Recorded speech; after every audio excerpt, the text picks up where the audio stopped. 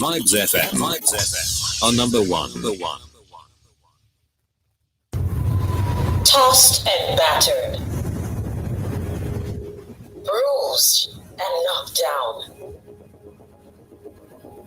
forever changed. But from the rubble, hope rises. The Optimist Show returns this Saturday, October 5, 2024, at 9 a.m. on Vibes 101.3 and 106.3 FM. I was buried alive, but I'm still breathing. The Optimist Show, where your voices can be heard and recognized. The Optimist Show is on Vibes 101.3 and 106.3 FM every Saturday morning from 9 a.m. to 11 a.m. The Optimist Show is about news, information, activism, and entertainment. On The Optimist Show, optimism is spread to every viewer and listener. Get connected to Milton and Amber, along with friends, for another exciting new season of The Optimist Show, keeping hope alive. We are also on social media platforms. On Facebook, follow The Optimist Show, Conception News, CAMS Training Institute. The Optimist Show is a production of CAMS Training Institute in association with Hope FC, ISPA, and other community organizations, institutions, and groups.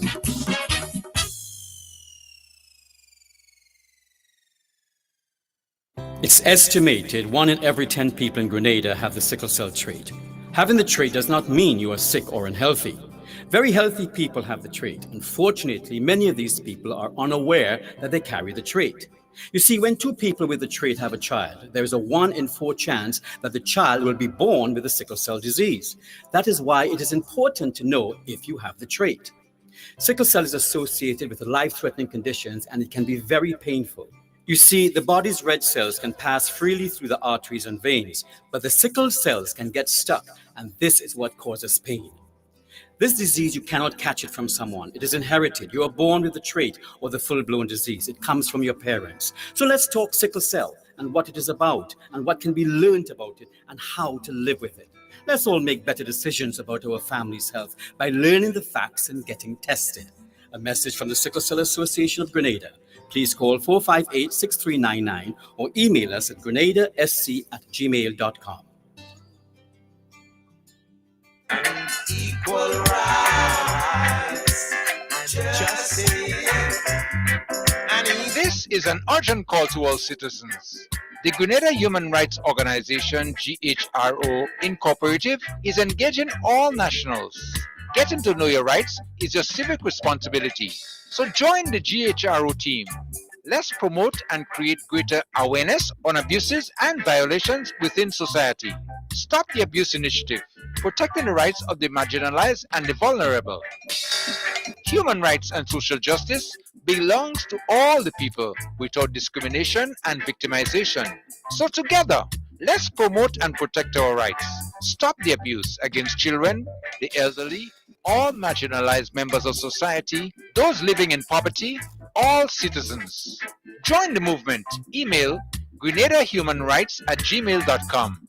Telephone numbers 473-419-5479 and 407-4597.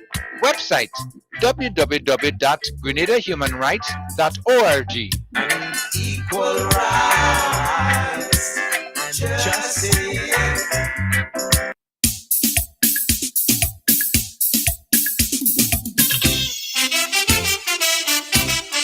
God, I am a prayer for my country.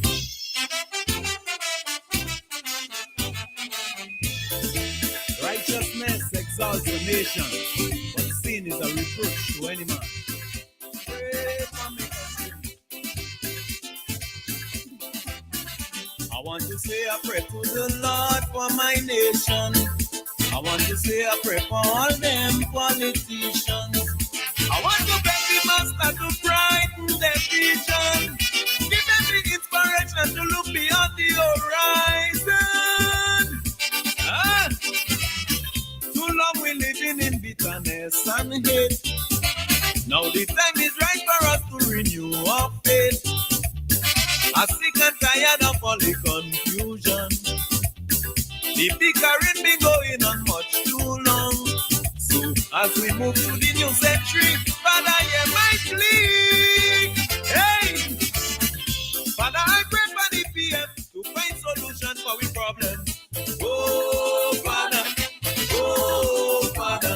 I pray for every minister to see eye to eye with each other. Oh, Father, I pray for progress. I pray for stability. I pray for happiness and a whole lot of love in my country. Father, I pray for the police. Please inspire them to keep the peace. Oh, Father, I pray for the judge and the jury and those who begging for them mercy. Oh, Father, I pray and I pray, I pray and I pray. I pray for the good and the bad man. I pray and I pray, I pray and I pray. I pray for the whole of the nation. Father, hear my prayer. A prayer for my country.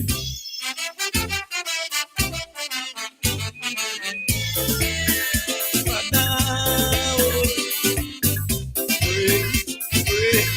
pray for my country.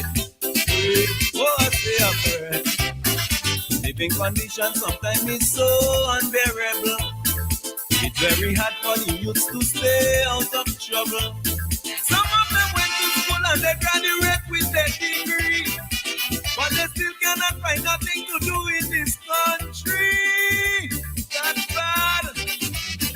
I'm sure you know that this old saying is true. The devil always have plenty work for those who idle. So they turn to drug, alcohol, and recklessness, and creating terror for those who make progress.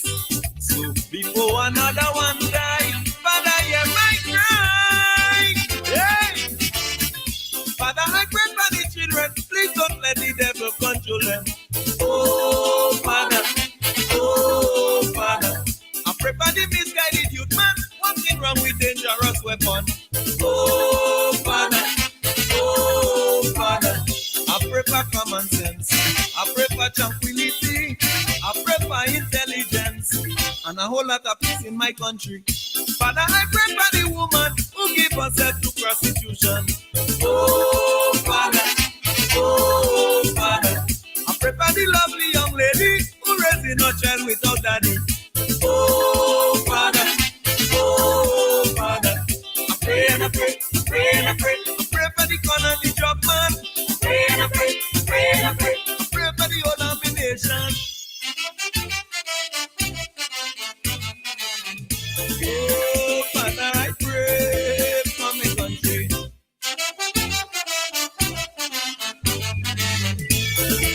Make us to dwell in love and peace with each other, oh Father.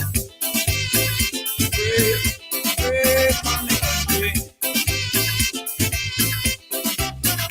I want to pray for the preacher man and the churches.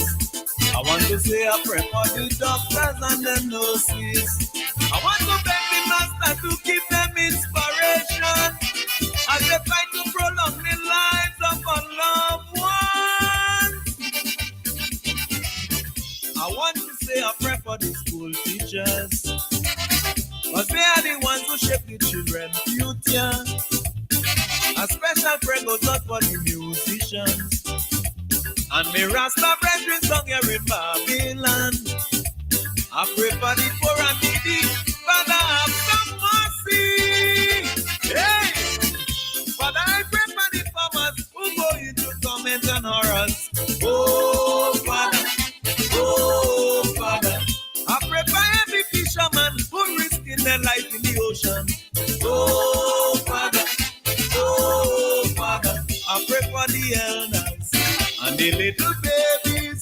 I pray for the prisoners and each and every one in my country.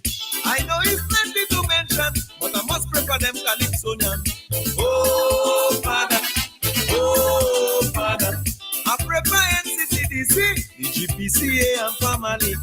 Oh, Father, I pray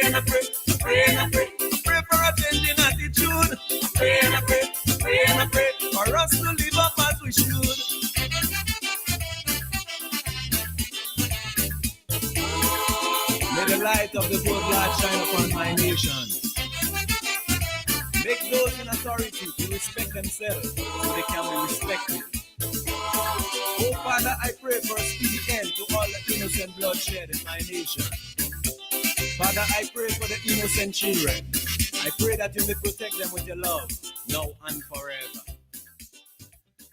And here is where I say welcome to the Optimist Show for today, Saturday. Yes, good morning to you.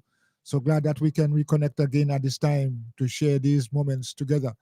And yes, as Jamo just said there, yeah, we send a prayer for everybody. That's what we do here on the Optimist Show. We keep hope alive. And I must say that we do have a very exciting program for you today. So we want you to stay with us. Yes, we're going to be getting some things on the weather. You know, in recent times, we have been really having, some concerns and seeing things happening where the weather is concerned. As a matter of fact, we here in Carriacou, because we are operating from out of Carriacou at this time, we here have had our experience with Hurricane Beryl.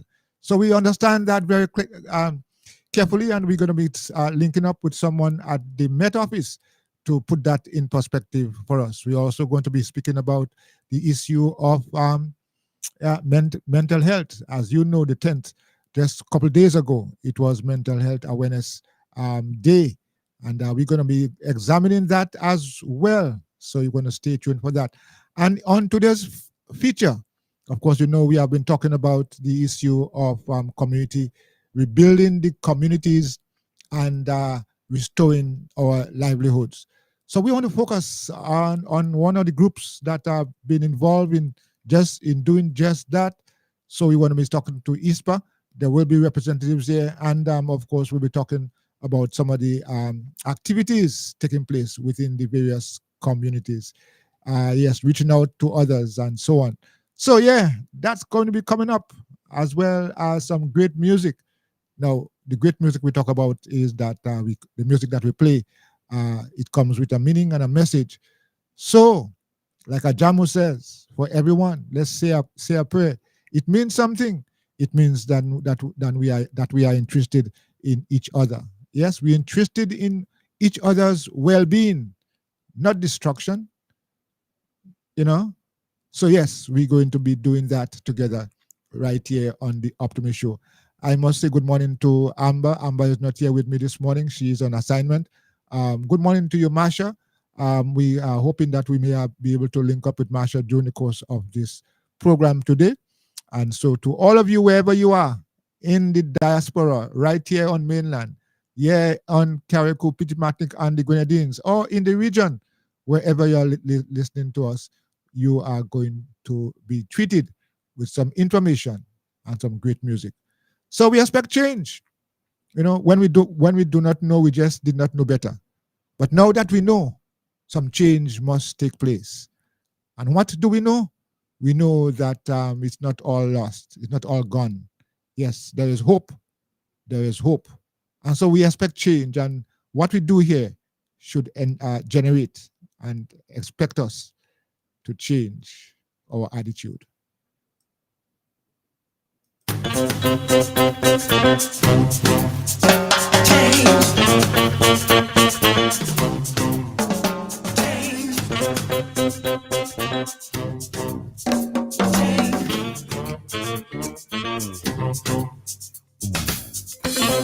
Something's gonna have to change.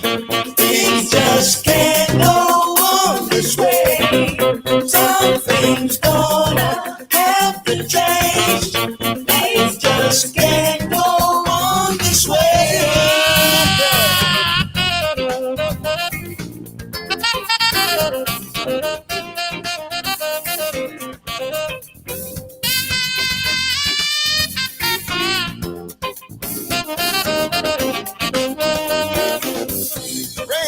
Falling on the city street. The morning coming and I'm still on my feet.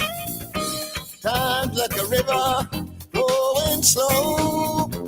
I'm still walking with nowhere to go. I know something's gonna have to change. Things just can't go on this way. Something's gonna change. Things just can't go on this way.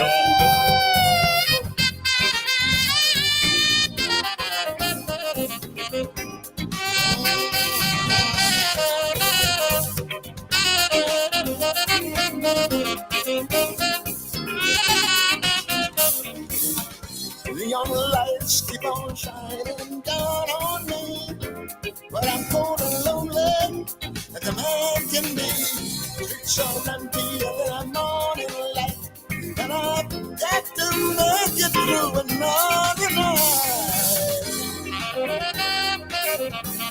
Oh,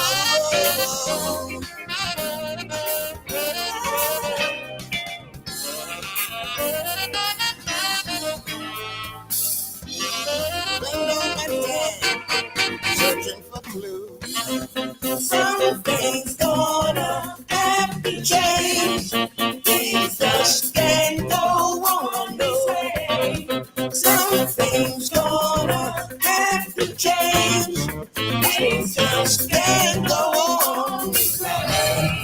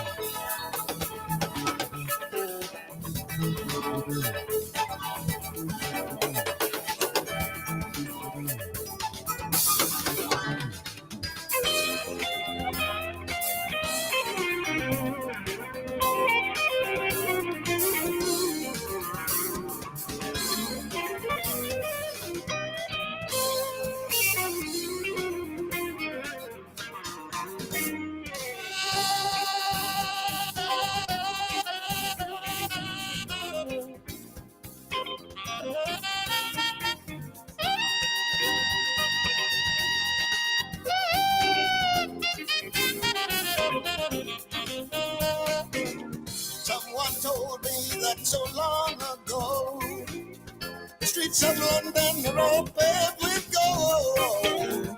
But let me tell you that it's just not so. The streets are dirty and you sleep with the cold and all. Something's gonna have to change. Things just can't go on this way. Something's gonna have to change. Things just can't go on this way. Something's gonna have to change. Things just can't go on this way. Something's gonna have to change. Yeah. I'm sure you agree with me that something's got to change. The way we used to do things, we got to change that. We got to look at things differently, see things differently. Yes. Do you know how it feels like? Do you know how it feels like when you don't have anything at all and you are hopeless and helpless and everything is just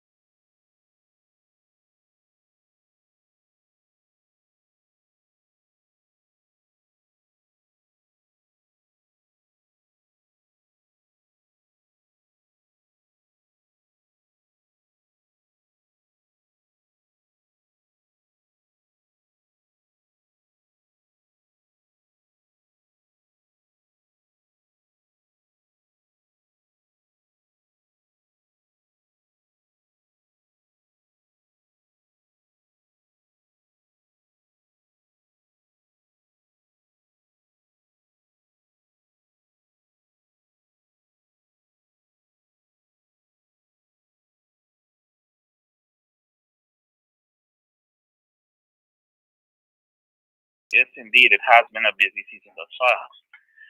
In fact, we've had to this date 13 tropical cyclones that formed, all became named storms. 9 of became hurricanes, and 4 of these became major hurricanes. One of which was, of course, Hurricane Beryl, the latest being Hurricane Milton. Yes, so yes, I know it is a busy period, and I know. What is your take really on the situation with us here in Carriacou as it relates to having this direct hit? You know, we haven't had this for a long time. What do you see? Do you see some things emerging, some patterns?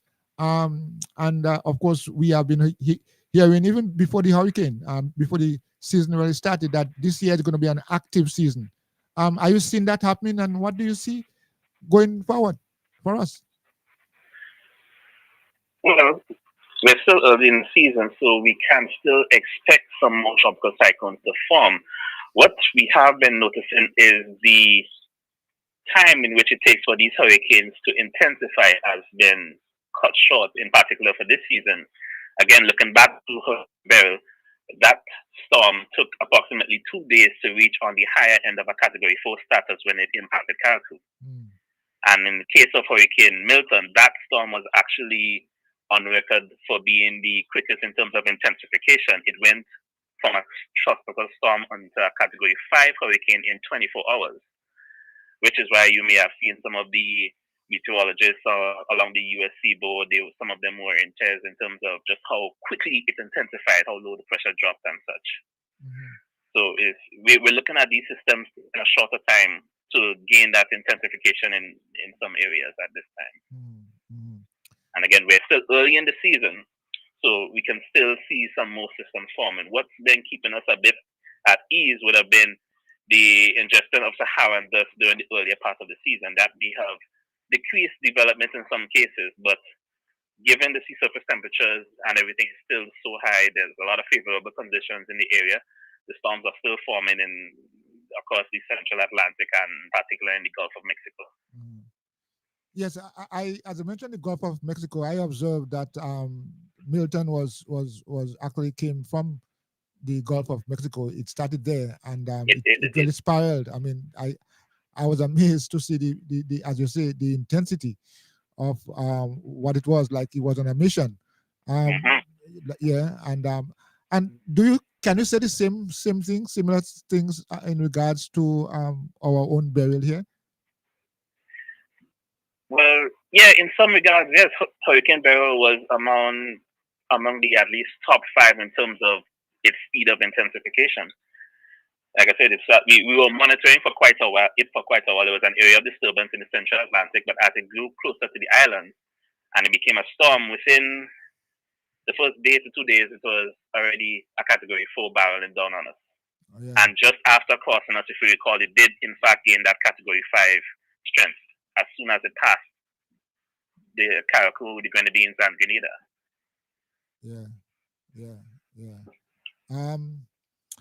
Where were you around that time? Were you on duty at the time, or I mean, to observe and to look at it? What was your your experience like? Well, to be honest, at that time I was technically still on vacation, so I had just returned from the US. So I wasn't in office at that time. I came in on the night shift after Beryl passed. So as it was moving away from the Caribbean and the alerts were dropped for us being under hurricane warning and such, that's when I would have come in on shift. Yes. I know, as I said earlier in the beginning, that I know it's been a difficult time for all of us. When you are on duty, basically, and you have to give a warning or a watch or to advise and alert the general population. What's that like in terms of determining where we at, where we go, and what should we expect? What's that like in your area in terms of being on duty and having to do those things? Well, when we're on duty, especially after even being on the war center, and when the tropical storm warning or hurricane. After that fact is determined, the ship usually organized that has two forecast duty as well as two observers.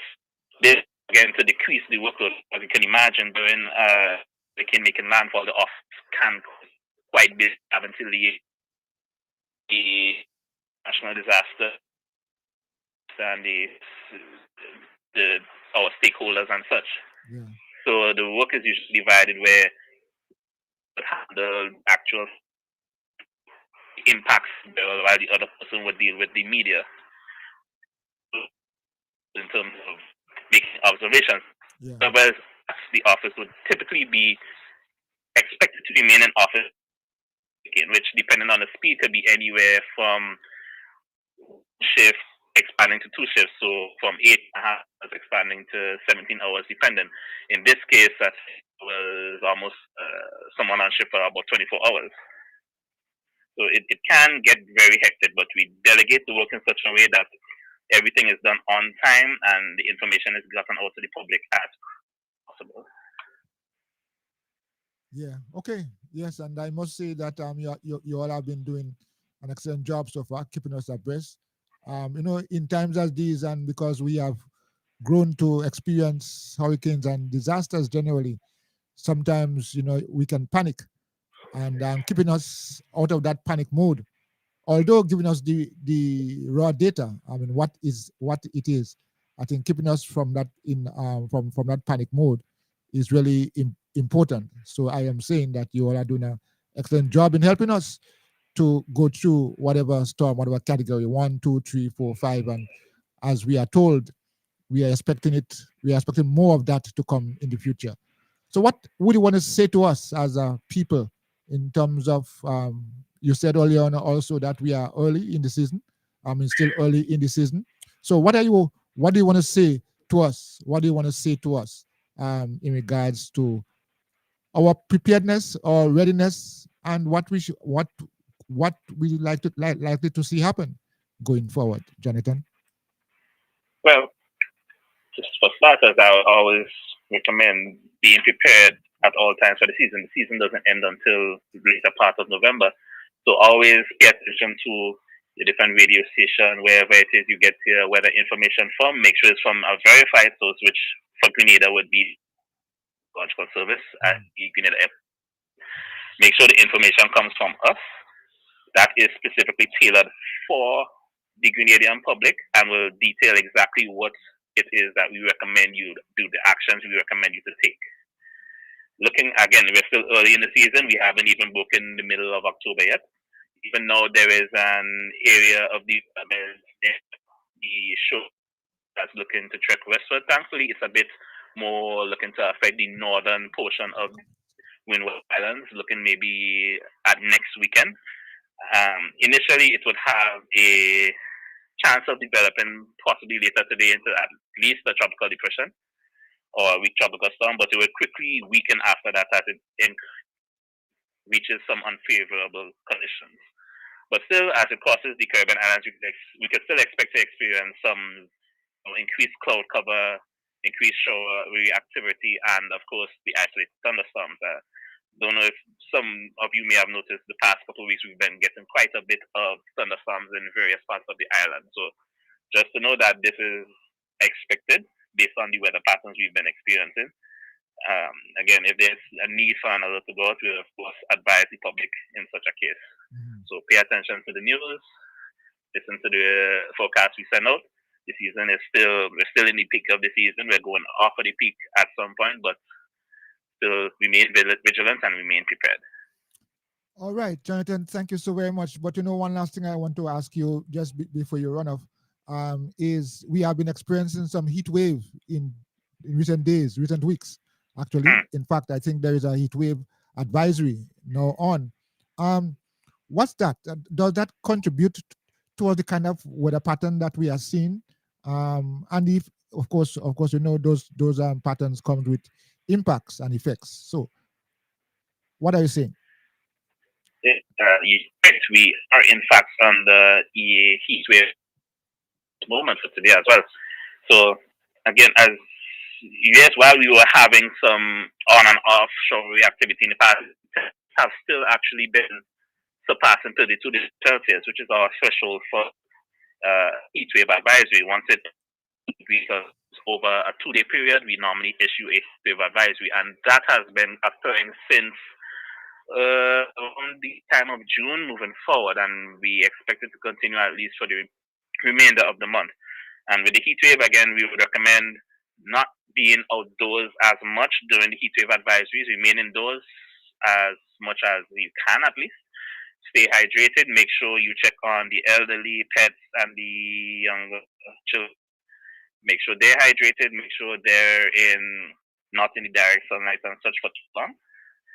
And yeah, the thing with the heat wave as well, the higher temperature during the day especially, when in the case of last couple of weeks or so, last week in particular, when the winds were actually quite light, as outside was so hot, we got a lot of convective activity in the middle of the island. By convective activity, I mean sudden bursts of heavy rainfall or a heavy thunderstorm and these types of things. That's been occurring for a couple of days in a row last week. So that in part has to do with the higher temperatures as well.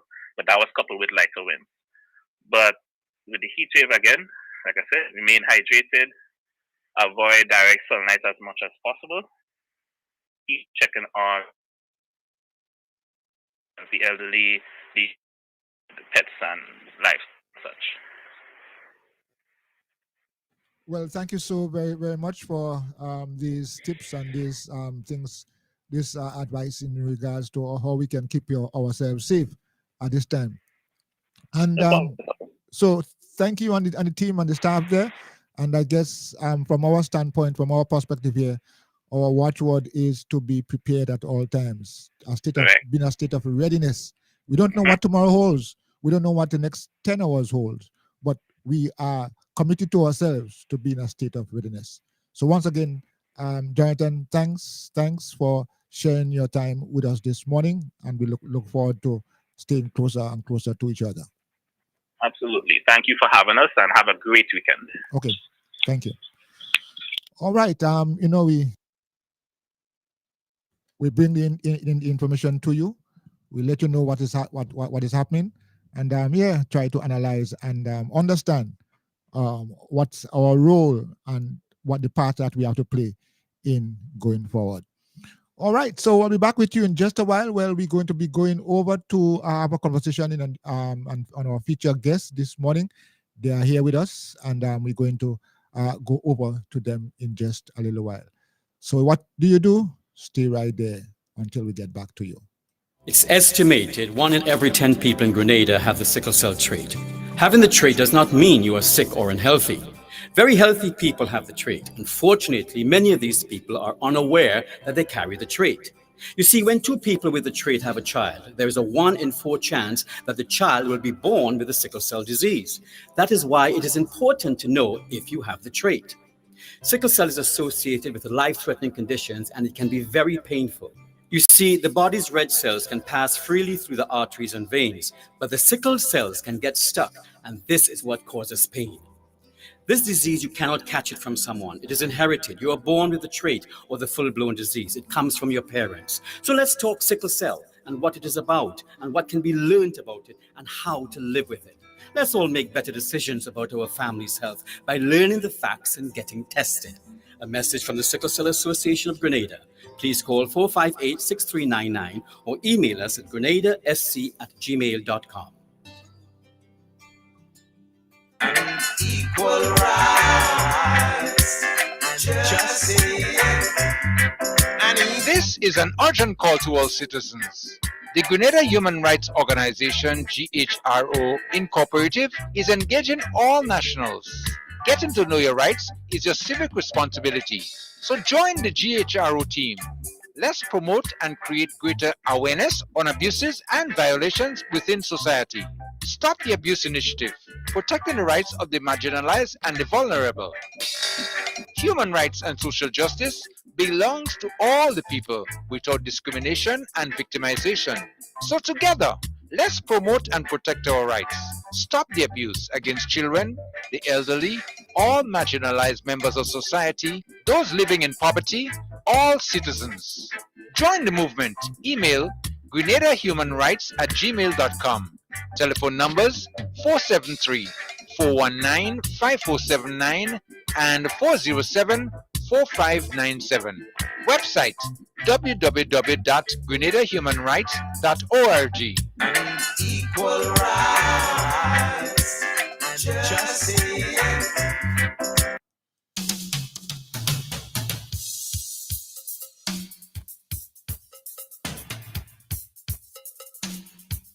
Oh, yes, indeed. We are about equal rights and justice as well. We like to see justice takes place. And so we are also advocates. If you go on our page, really and truly, the Optimist Show page, we are saying to you that the Optimist Show is about news, information, activism.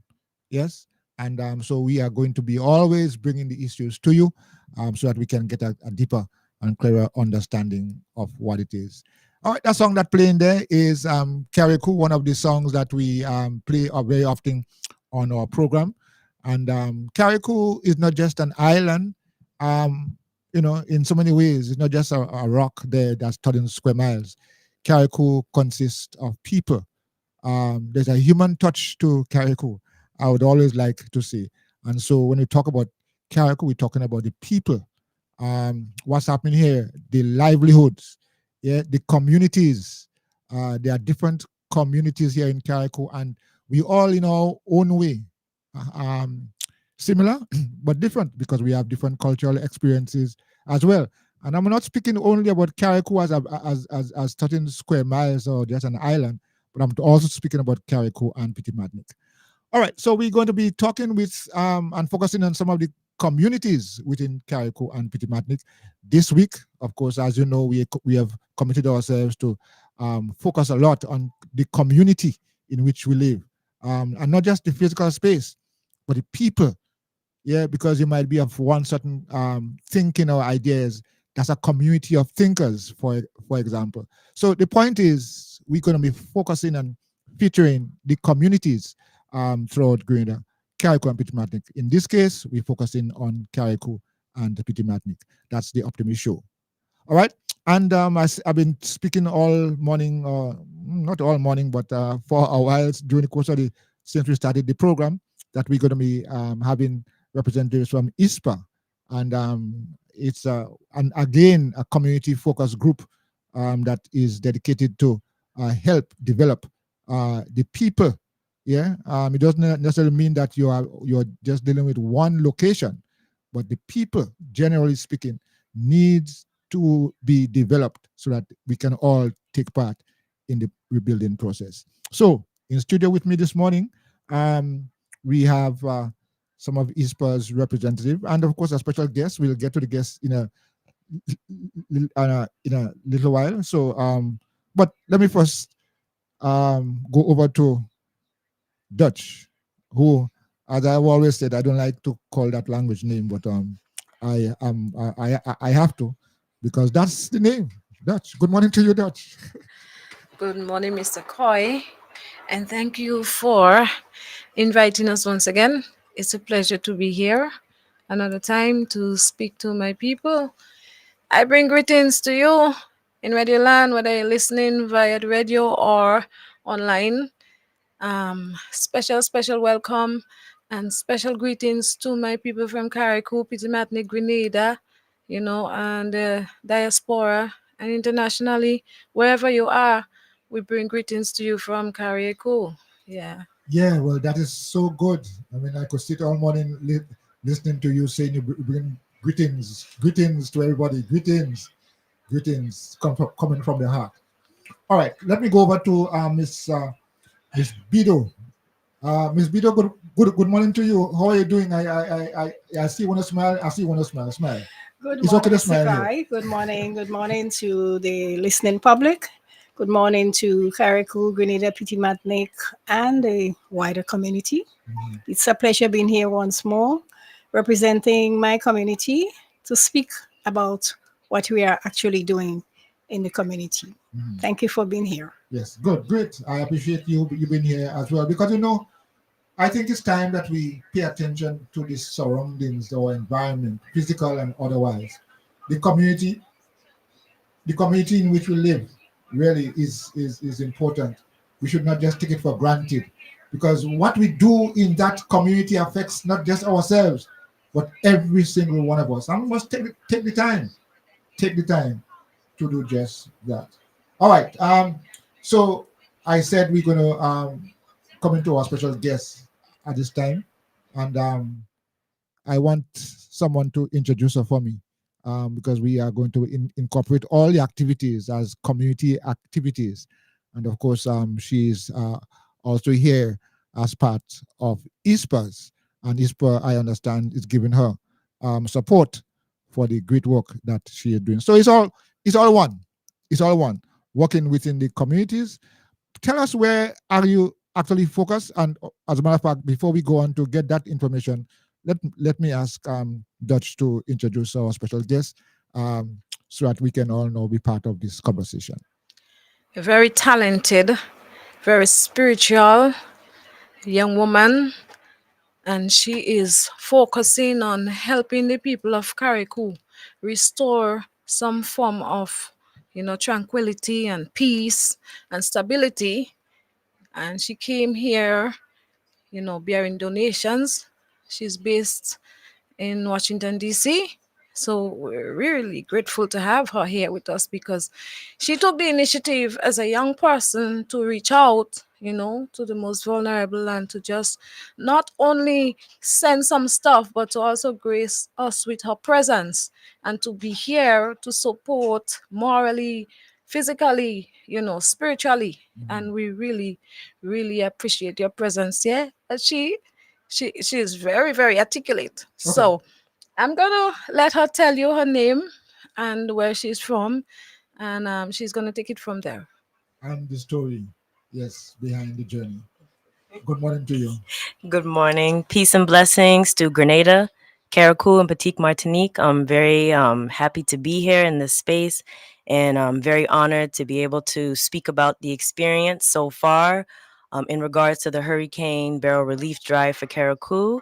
I give thanks to the brother for allowing me to be here today and speak about the journey on this station.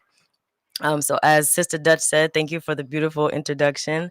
My name is Sumaya Abdullah. I'm born in Washington, D.C. and based in Washington, D.C. area. I am born to Grenadian parents, mother named Hafsa Abdullah and my father is Ayub Abdullah, and ancestors beyond, born and raised in Grenada. So, once again, very thankful to be here, to be in Grenada, to be on the land, to be in the land of Caracou and be able to reach out to my people, reach out to my community, and to assist in this time of need. Great, great. All right. Well, we're going to be hearing from you. As I said, we will have this discussion as one part of the whole what we do. Our response. And I don't know, me making that comment, I don't know if we have taken the time to stop and analyze what has been my response, not what has been those people there, the neighbors, other people. What has been my response? And it is a personal question. Yes, a personal question. So we have to understand what our responses have been. And so we have in studio at this time both Miss Bido and Dutch, and is it Sumaya? Sumaya, right, here. And we're going to look at and assess their response within the communities that they are, and Sumaya's response based on what has happened here. So I give it all to you to express your approach, what it has been like, your response. So let me start with Miss Bido. Miss Bido, yes, ISPA's response, basically, your response to what has happened in terms of reaching out to the communities. Okay. Since the passage of ISPA, it has been very traumatic for most people, especially the children, the young people, very, very traumatized. And ISPA take the initiative to reach out to the young people, the children. Mr. Kenroy Noel came from Switzerland, and his friends in Switzerland heard about what happened the passage of the hurricane and all the disasters and everything that took place. And so they were able to assist him with some funds. And he came down and he started, well, not started, but had a special workshop for the young people in teaching guitar. Is it the dancing? The different arts, musical arts, right? So the children were coming out at after hours. Every Saturday, transportation was provided, snacks and everything. And the children really enjoyed it. Now, the objective was to help the children to come to terms with what happened with the hurricane, and also to create some sort of a peace and stability with them, and at the same time enjoy themselves. It was a success. Children came from different, not just Harvey Vale and Belmont and surrounding area, but different parts of Carriacou. There were tutors there. Dutch was one of them, teaching singing and so on. And it was really a success. I understand it was a great success because it's still ongoing, right? The whole workshop, the whole initiative is still on. This Saturday supposed to be the last, Okay. right? So that's the end of the post-burial. We call it post-burial workshop, right? And we'll be having a ceremony to, show appreciation to the tutors and also to the children, which Miss Dutch will elaborate more upon. Okay. Well, Miss Dutch, you have been called. Elaborate for us on this whole experience with the workshop. And of course, I am hearing Miss Bido saying that you kind of led the area of singing. Well, we might just ask you to sing a song before you leave, but however, right now, tell us about the experience. It has been a very, very interesting, exciting, and energetic experience because the children embraced it. They were so vibrant, and it's just to create some form of distraction and another form of attraction, something that gonna keep their mind, pumping. We don't want to have them just focusing on the trauma and the bad things that happen. We wanted them to start focusing on something else, life, just. And then music is one of the things that could really help us to go forward. I mean, music heals, you know.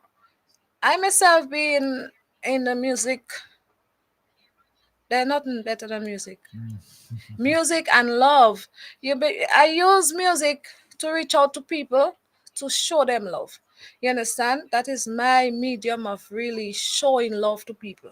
And it works because I go to perform for people, whether in their homes, whether, I'm not a party person. I don't just go to party, but I love performing for people. I sing with the band. Yeah. And whenever I go to whatever function, whether it's a wedding or it's a funeral, I use my God-given talent to create some form of enlightenment, to make people feel happy. Yeah. And that's what it's all about. My prerogative is making people happy. And I'm a people's person. And it doesn't matter who you are, your status, whether you're rich or you're poor, you're black or you're white. It doesn't matter where you came from. I would like to be a part of anything good that makes people happy.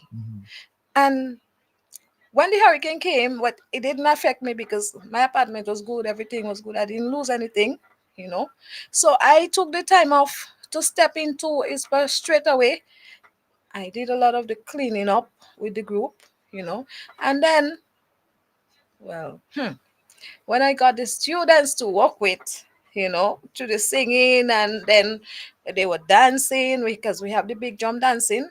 We Okay. have the other drums with Shaka Zulu as a tutor, which they very much enjoys. And we have the sticks, which Kenroy and Kel were teaching. And there is another young man teaching them also. What's his name, Miss Bido? Jamal, yes. And then I do the vocals, and these girls they pop in. I tell you, I see a lot of likes of Beyonce and Aretha Franklin and Whitney Houston and all kind of people like that coming to light, and it really thrills me because it means all the bad things that happened, something good is coming out of it, and I am very, very pleased to be a part of this good thing. Now the children looks forward to this every Saturday. They've been coming to the after hours, to the various classes, and we the tutors we take pleasure into having them, right? And honestly speaking, it has been a love, it has been a blessing, and we're going to conclude with the ceremony as Miss Bido said. We're going to have a nice little certificate handing out ceremony next week Saturday at the after hours. That's next Saturday, right? Yes. Okay. Which we're going to shed more light on as the week progresses. But we intend to have a good time, a full pack program. Children is gonna come and express themselves through what they learned, and then let us know how they enjoyed the time. But this is not going to end there. This is just the first phase. You understand? It's going to be continuing in a short while. Everybody's going to know because we're going to be here talking about it, and then we're going to find out the time when we're going to resume again. But all for now, my children, I love meeting them on a Saturdays. I look forward to them. I look forward to these things so much. It's very, very, it's helping me too, because although I haven't really been affected physically, but mentally, I need this. And morally, spiritually, psychologically, we all need to be here for one another. And when I went to the shelters and I met the people, it moved me, to continue. And here I am. I am no problem. I don't need no pay. All I need is to just see the smiles on the faces of my people and my children. Wow, that is a commitment.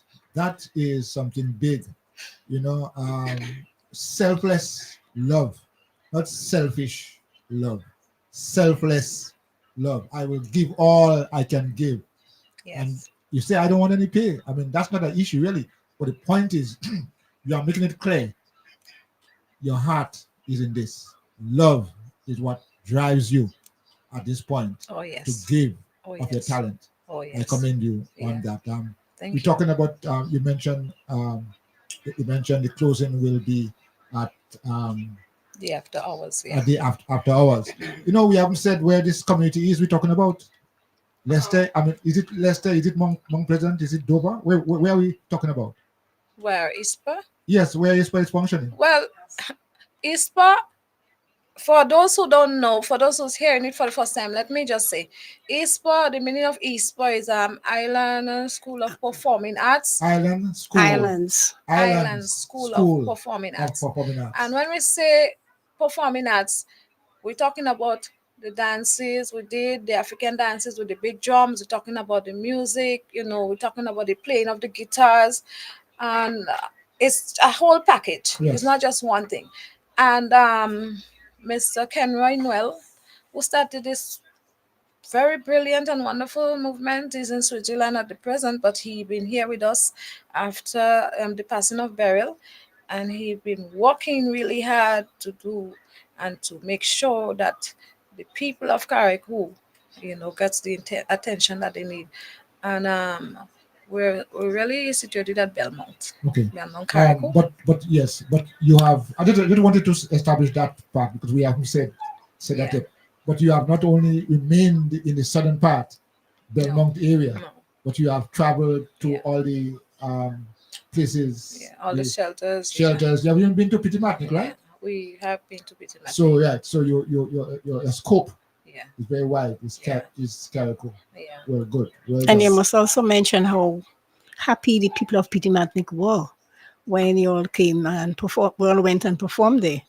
The elderly people were dancing away, dancing to the music, the guitar, doing the big jump dance, everything. They were very, very, very grateful. It lifted their spirit, So it was a very, very good exercise. And not only that, because we had a meeting on Thursday night where we were told that certain people from Petit Martinique were inquiring about us again. They want to know when we will be coming back, because we brought the energy there. You understand? And we give them something to laugh about, something to dance about. You understand? I mean, it's all the confusion and all the bad things that happened. At least we brought a little sunlight, a little life, a little vibe, and that is important.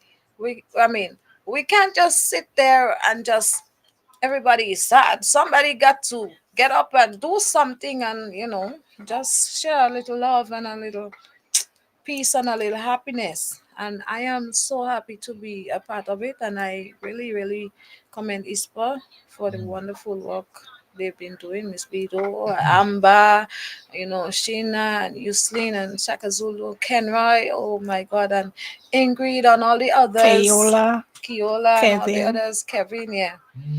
Just some. The army. The army of Yeah, people. yeah. It's a team of us, and I really commend them. Godwin for all the whatever he been doing, he been really helping because we have lots of instruments, and these instruments are stored in his place. They're secured. If we had a place for them, we just didn't move them yet, and Beryl came and mashed the whole thing up. But thank God that they were there at Godwin's house. It's a Godwin John in Belmont. Hats off to you, and we commend you.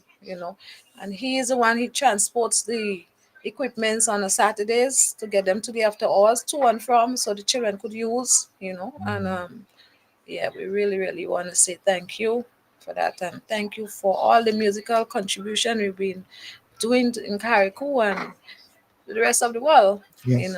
Hats off to you. Mr. Coy asked a question about where After Hours is situated. And for the people who do not know, After Hours is a building in Harveyville, situated in Harveyville, just on the Tyrrell Bay. Yeah, the Tyrrell Bay area. Like where Richie Supermarket is, the road going there towards Hermitage. That's where it is. And also I would like to take this opportunity to thank Mistress Phyllis Matterson very much for giving us the opportunity to use her building without charge during that perilous time we were going through. So hats off to you, Mistress Matterson. Thank you very much. Yes, and thank you to Karen for helping us by allowing us to use his generator. Thanks to you. All right. So amidst all of that, what you have been doing, here comes another one with the heart to give. This time, or not on island, but from Washington D.C. Yes. Had that commitment made then and there to reach out, seek support from others so that she can come here and help us. What the journey has been like for you, and tell us what is it's been. It's been a journey. It's been a journey. I laugh with joy. So I'm so thankful to be in this space right now. This all started with a thought in my mind. As the day before Beryl, I heard Beryl was, going to hit the islands of Grenada and Carriacou and Petite Martinique. And of course, there was a lot of emotions going through my body, knowing that a good handful of my family is based in the islands of Grenada. I have a family member that has family in Carriacou. And of course, thinking about the individuals in Petite Martinique and all of the other islands, Jamaica and all the other islands that were en route of Beryl. And so consistently, I was communicating to family on the island of Grenada. And I want to give a shout out to Afi and Iron, Black Iron, Vegan Vibes in Grenada, because they really were the ones that were really communicating to me about what was going on. And I remember when, Beryl had hit, I assumed Beryl had hit because I lost communication from family and was very thankful to receive communication a couple of days after. So the day after Beryl hit Grenada, Carriacou, and Petite Martinique, And everyone was speaking about it, there was a thought in my mind, and I said, I'm not able to just sit here and just speak about this. I something in me was saying, you have to do something, you have to do something. And immediately I created a flyer and I sent it out to all family and friends asking for donations. And then the day after that, a good sister of mine named Amber, she reached out to me and said, you should really consider a GoFundMe page. And so I just took her advice and I made a GoFundMe page and I sent it out to all family and friends. And a week after the GoFundMe page, I raised some funds. And I didn't even know what I was gonna do with it. I just felt I had to do something. And so after about a week, a thought came to me, or I say a spirit came to me in my mind, and I said, I should do a hurricane drive. I should do a hurricane drive. And so I went to a grocery store based in Herndon, Virginia, named Sprouts. And as I was checking out my groceries, something just kind of came over me, and I said, let me just go ask. So I walked over, asked for the manager. I spoke to the manager and let her know my name is Samaya. I'm family based in Grenada. We were hit by a hurricane, and I would like to ask you if I could have permission to leave a box in your store with signs so people can leave donations. And she said yes. And I remember I'd cried, and she gave me a hug, and I was very thankful. And so from that moment on, I actually reached out to Sankofa bookstores in Washington, D.C. I want to give thanks. Brown's Market in Maryland, I want to give thanks. And New Vegan Cafe, I want to give thanks. All of these spaces opened up the doors for me to leave boxes with signs where I was able to collect donations. And then through some of the money that was raised in the GoFundMe, I was able to rent a storage unit in Mount Olivet Road, Washington, D.C. And there was a sister named Arika that I met when I walked in, such a beautiful spirit. And she actually donated probably $200 worth of boxes, and she gave me these boxes and I put it in the storage unit. She gave me a tent. She gave me 2 sleeping bags. And she also allowed me to put up signs in the storage unit space and let me know if there's anything you need, I'm here to help you. So I just want to, give her a shout out and give thanks. And so really, in a sense, this started off as a thought in my mind, but as I just continued on the journey, like more and more individuals just showed up and opened up their arms, opened up the doors for things to happen. And that's how I knew. At some point I knew, I said, this is, and I already knew it wasn't about me. I said, but this definitely is not about me. This is, God is using me as a vessel to do the work, and the energy and the spirits are just flowing right through me. And I'm just the one kind of moving down the path, moving down the road. And so I for 6 weeks for 6 weeks, every day I was going to one store, collecting the donations, driving it over to the storage unit, spending hours in the storage unit, 6 hours, 6 hours, 7 hours, just organizing donations, putting things, and off and on I would have assistants. I want to give a shout out to Sister Sasonia and Brother Shango Kwame, because on the last days, after the 6 weeks, when it was really crunch time for me to get everything packaged and shipped with Caribbean Cargo in Maryland over to Grenada, they showed up and assisted me, helping me sort out donations, helping me load the U-Haul truck to drive over to Caribbean Cargo. And that was a beautiful day, and we successfully were able to raise about $1,320 on the GoFundMe page, and it was just enough. I'm going to be transparent with everybody. It cost about 1,100 US just to ship the 2 pallets alone, and everything else was to cover the cost of signage and boxes and different things. And being more transparent with people, I mean, probably over $400 came out of my own pocket, really, because that's how passionate I was in making sure that these donations arrived on the island. And yeah, the donations arrived on the 12th of Grenada.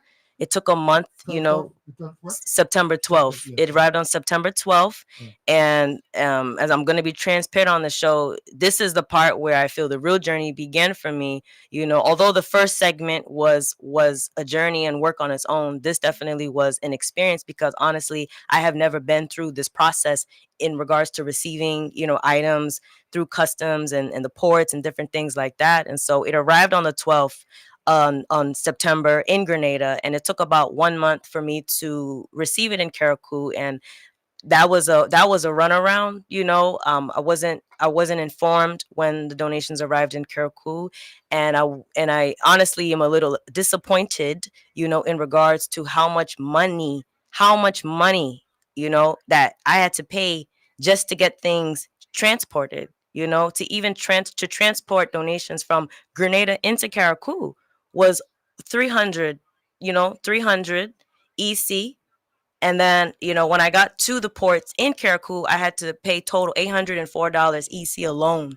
And I was a little disappointed because, it was known that it was hurricane relief drive items all throughout. And so, I just was thinking, I understand that people need to get paid and things like that, but at least, you know, in regards to the government or the system, something, I think something could be better put in place, so individuals like me that want to help, that have access to things, and we want to help the people, we want to take the donations and get into the smaller communities, the people that live in the hills, the people that are in the back rows that may not get the attention, we want to help.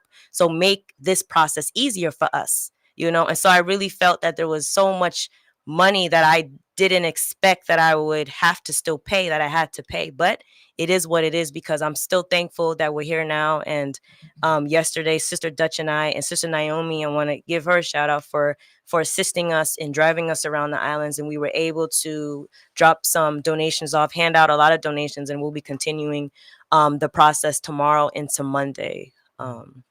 So yeah, that's Wow, wow. Yes, I understand. I could understand your journey there, as well as your commitment.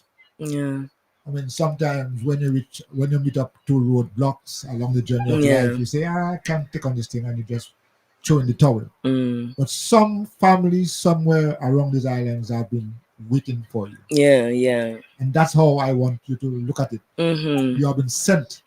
And some families somewhere, you don't know who they are, really, you don't know names and so on.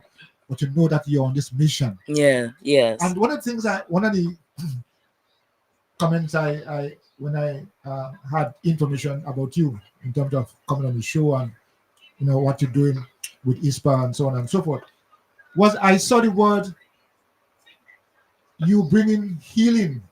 Yes. And it's interesting to understand and to note that this is not just a physical recovery. Yes, yes.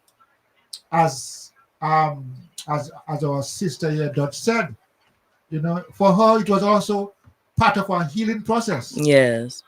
And I'm seeing that both yourself have been healed, the people who see have been healed, because it is an experience that we want to hold close to us. Yes. As part of our own experience along this journey. Mm-hmm. Tell us about what you have been doing in terms of the distribution now. Okay. So we cleared the distributions on Monday. So Sister Dutch and I, for a couple days, we were organizing everything. So Sister Amber knew a brother who lost his home, and he's been homeless. And we had one tent that was actually donated from a sister named Sky Bowlers. She gave me a 6-person tent, and made it clear to me to make sure that it is given to an individual who really was in need. So when Sister Amber had mentioned to me about the brother, I was very thankful. I'm aware the brother still has not received the tent. She had reached out to me this morning asking me if I could personally deliver the tent to the brother. So between Sunday, Monday, we'll look to get that done. Yesterday we went into some areas. I'm not familiar. Dutch would know the names of the areas. Oh, well, we went to the mangrove where the people were moved in that area in the back there. I'm not sure if you could help me with the name of the area, but Sister Naomi, she is the one who really, brought us to the locations, because she had been doing some work as well, but because what we wanted to do was to reach out to the people who needs the help the most. And then I reached out to her and I told her, look, my friend here, and we have some stuff to give out, but I would like to really focus on the people who really needs the stuff the most. And since she's been in the field also, I had been to the shelters and stuff, but she been in the field going through all the little nooks and crannies, giving out. And then she's the type of person that I like her attitude, and I am the same kind of person. I don't like to be on camera with everything I do. I grew up, and my grandmother always used to say, "What your right hand do, don't let your left hand know," you know. But it's giving, and it's healing, and it's seeing the people happy that is most important to me. I don't care much about the publicity of me being on camera, seeing, giving stuff to anybody. But she helped us go around where there are mothers who have young children, because We had a lot of we had a diapers lot and of wipes diapers and and wipes and bibs. pacifiers Yeah. and blankets and stuff to give out.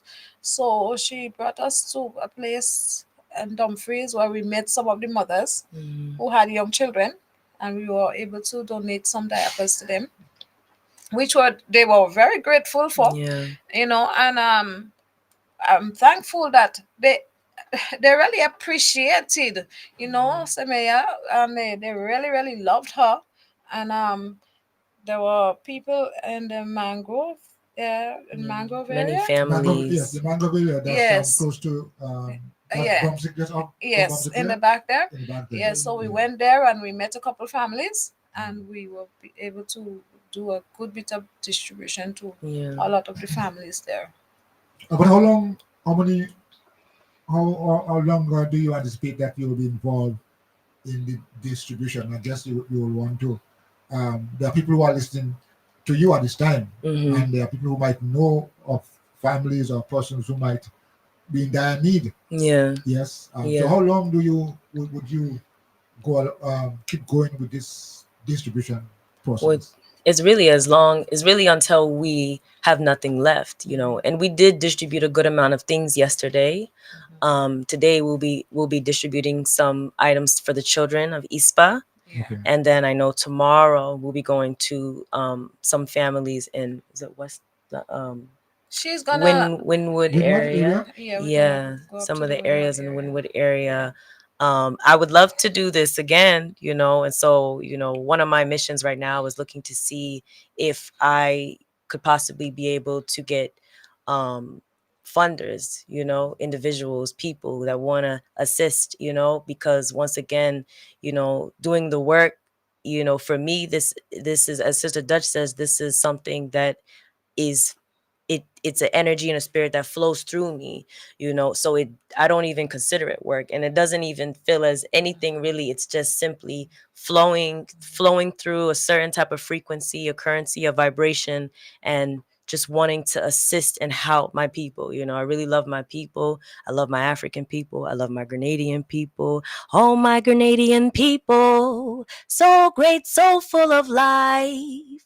Oh, my Grenadian people, let's strive. Oh, my African people, so great, so full of life.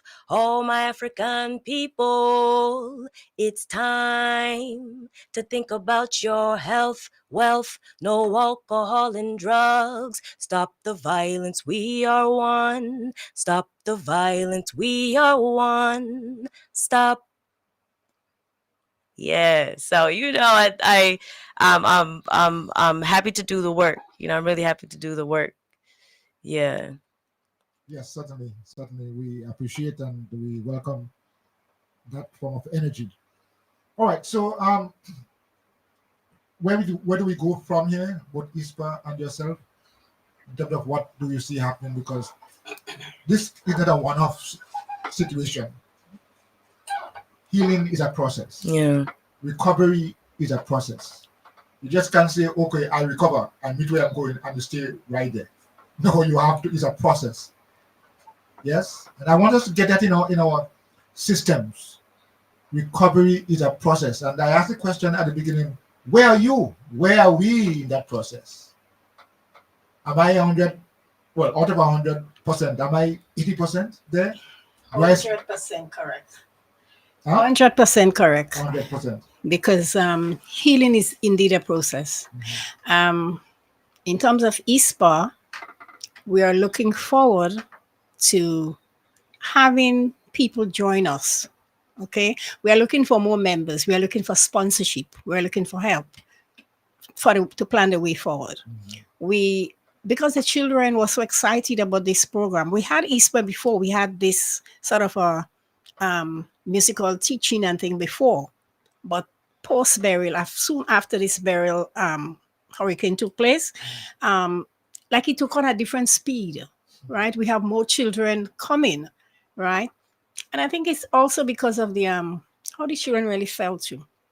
Because I know one mother told me, one particular mother told me, every time the wind start to blow or the rain start to fall, her 5-year-old child would just run to her crying, remembering the day of the hurricane when it took place.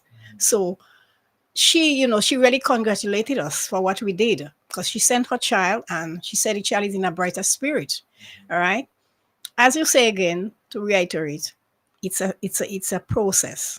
So we would like to continue doing this thing, but we need help. We need funding. We want the government to be on board with us. Exactly. We want other people in the diaspora who are listening to us to help support us.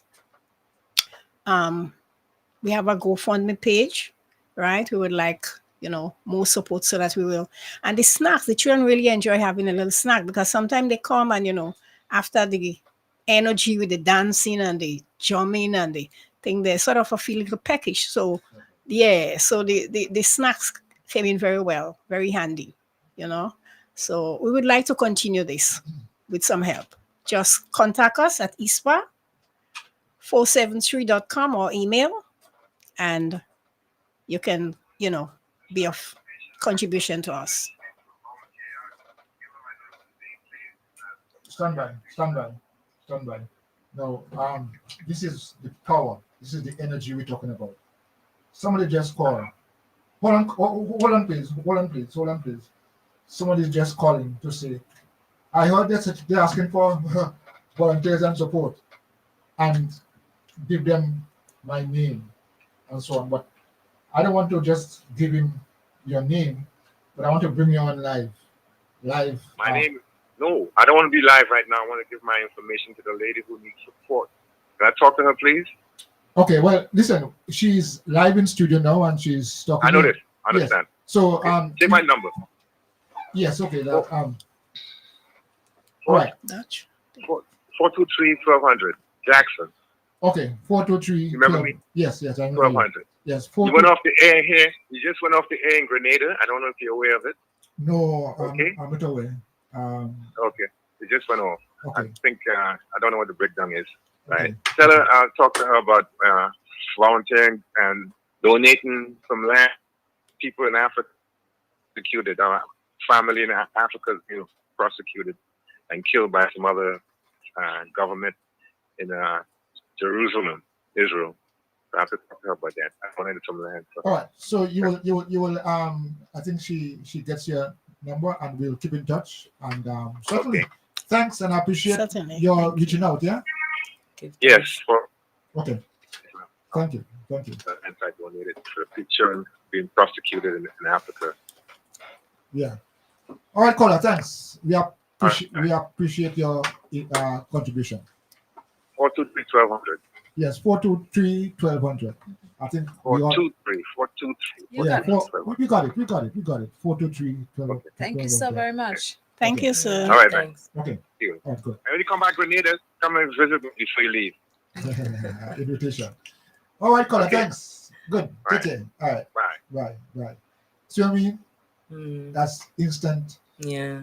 Instantaneous. Yeah. Instant response. Yeah. As I said a while ago, I asked the question: what is our response level? Are we judging on others how they respond and say, "It's not me, it's them"? Yeah. The point is, at some stage, life is personal. Life is individual, not individualistic in the sense of being selfish, but it is your experience. When you feel the pain, it is you who feel the pain, not those who are looking at you. So I'm just making all these points for us to understand how important it is for us to check on ourselves as to what are my responses to this situation. Am I just doing it because, I heard I heard Dutch says the issue about publicity is not really important. Yes, it's important, but of course, it's not the driving force. When you understand that I'm doing this because of the um, love in my heart, the love in my heart. All right, so it's good. I'm saying all that to kind of encourage us. Yeah. Keep doing what you're doing.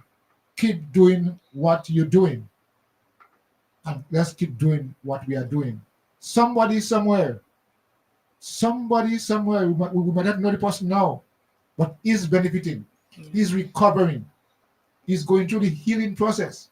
Isn't that so, Miss Vida? Indeed, it is. Yeah. It is. Yeah. When we put these things out, we don't say you take it and you take it and you access it. When we send these things out, these energies out, yeah, it reaches far and wide. We don't know who are benefiting at this time. And so I want to say, all those of you who have been advocates for whatever causes, please keep doing what you're doing. I love this. I love this response. Yeah, and just to say one more thing, Yes. once you're a sponsor or once you contribute in any way, you are a member of ISPA. You become a member of ISPA. So you know what's going on. You will able to get all the happenings and so on because you're a supporter. Okay. Right. So just to let the public know.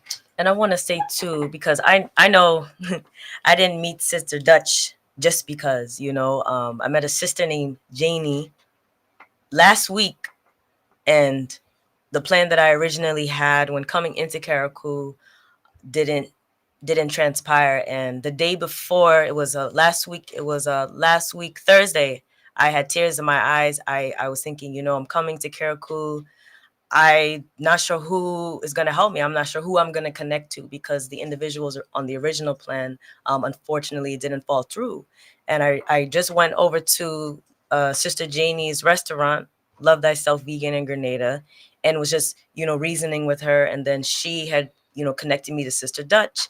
And I mean, I didn't know Sister Dutch was this, wonderful musician superstar, and Godwin and, East. I didn't know any of this existed, and music is a big thing in my life. I'm a poet, spoken word artist, a musician, African dance, I do these things my own self, and so just with being with Sister Dutch and being with Godwin and just being in the space, and then I was Barracuda, and I was present at the meeting on Thursday, and I learned more about ISPA through that meeting, and I said, yeah, wow, this is amazing. And so I know for a fact too that this is not it for me. I know that, whether I stay in Grenada or whether I'm in the States or wherever I am, in the world, that I will always be connected to ISPA, and I know that I will always be a part of ISPA, and I'm saying this because it's still in a manifestation mode, and once again, if there's individuals who want to assist. But just last night, sitting outside with Sister Dutch and Brother Godwin, I said, after the experience that I had yesterday when handing out the donations, as we talked about healing, that was something that I felt and that I recognized, because we were speaking to one brother in particular who lost his home and was staying in a tent. And when I asked him if I can interview him, I'm looking to put together actually a documentary as well, so I can look to get even more assistance, for Caracol Boutique Martinique.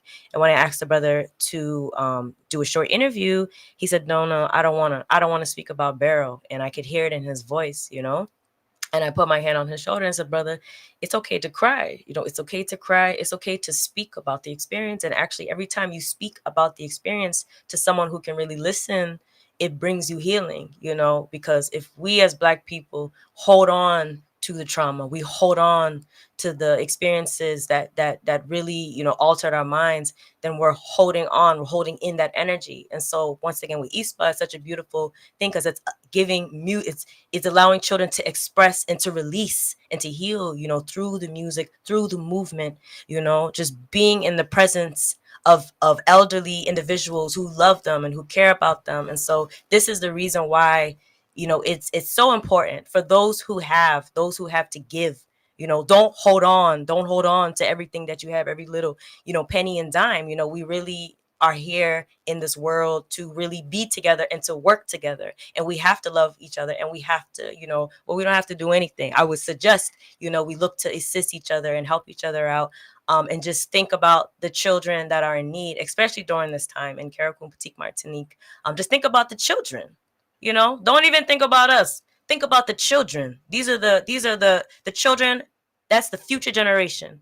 And if these children are going to be growing with all of the traumatic experiences, think about how that will impact how the world will be. And us as individuals, we will be the elders, and the children will be the ones running, pretty much running the space. So we really want to think about these things, and just really keep them in mind, and just really just look to reach out and support ISPA. They're doing such great work in the community, and I really commend them and honor them for the time and energy that is being shared with the community. Well, that's a very good endorsement, very good endorsement, and I think that we need to create and establish some of these or similar committees within the communities. Because that's how the community is gonna get out of this situation. Yeah, that's how we're gonna be renew our minds. Yeah, not confuse our minds, but renew our minds, liberate us, heal us from whatever pain and suffering we may be experiencing. And I think that the way forward is crystal clear. Yeah. The way forward is crystal clear. Assess yourself. Ask yourself, where am I in this process? Do I still hold grudge and hate? Do I still harbor the kind of disunity? No, ask ourselves, where are we? Because we're going forward together as a people, as a community. I mean, I don't want to say, I do not do I'm preaching or something, but the point is the message has to be said. Yeah. Yes, we have to be. We have to be. So let's sum up, because we do have someone else that we have to go into. This the 10th of October has been observed around the world as Mental Health Awareness Day. That's the 10th of October, 2 days ago. And so we have we were speaking to someone, another person again who had that commitment, who had that drive to assist people, to assist. Just as how you have the commitment to ensure that the children smile, the parents smile, yes. We have to look out for others. I'm not strong now. And I say, well, I don't care about anybody else. I could do what I want and so on. Yeah, but we have to reach out, look out for each other.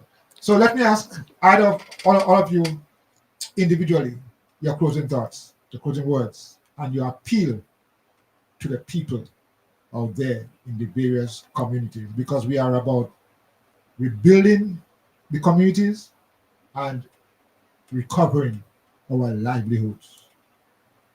So I started with Ms. Bido a while ago, so I'll go to this end at this time and start with Dutch. Thank you once again. I must say it had been a pleasure being here to speak about, what we've been doing and what we will continue to do. Now, I have a message for the people of Carriacou. I'm presently living here, right? But I was born in Grenada, and I came here, and it was a different vibe. My coming to Carriacou brought me some form of liberation. You understand? It connected me more to my spirituality.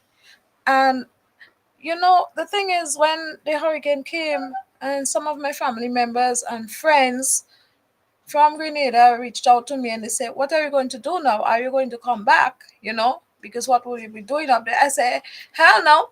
I'm not coming back. I'm not going to leave my people in Carriacou just because something happened. I'm going to stay right here and help build back everything. I'm going to stay here and use every ounce of my time and energy to help restore everything that had been lost here, bigger and better, And I care about everyone. I focus on everyone. It doesn't matter your status. because even though you have a lot of money, sometimes you need some form of moral support, mental support. You understand? Spiritual enlightening. And that's what I'm here for. And I want to be used. Well, I don't see it and take it in a way that it's a negative thing. No. I'm here, you're saying I'm available. I'm available. Yes. I'm at your service. Right. I place special emphasis on my elderly people and the young children.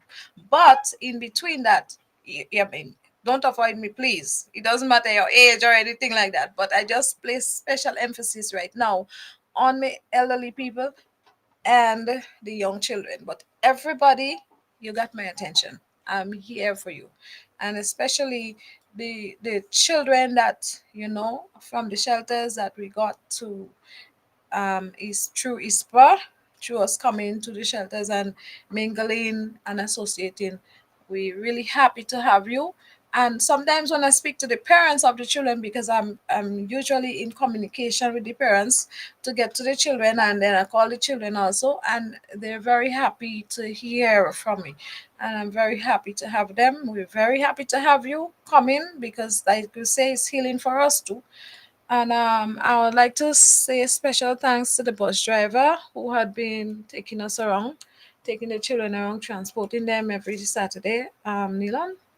Yeah, and to the parents who continue to send the children and, give us the support in whatever they can, however they can.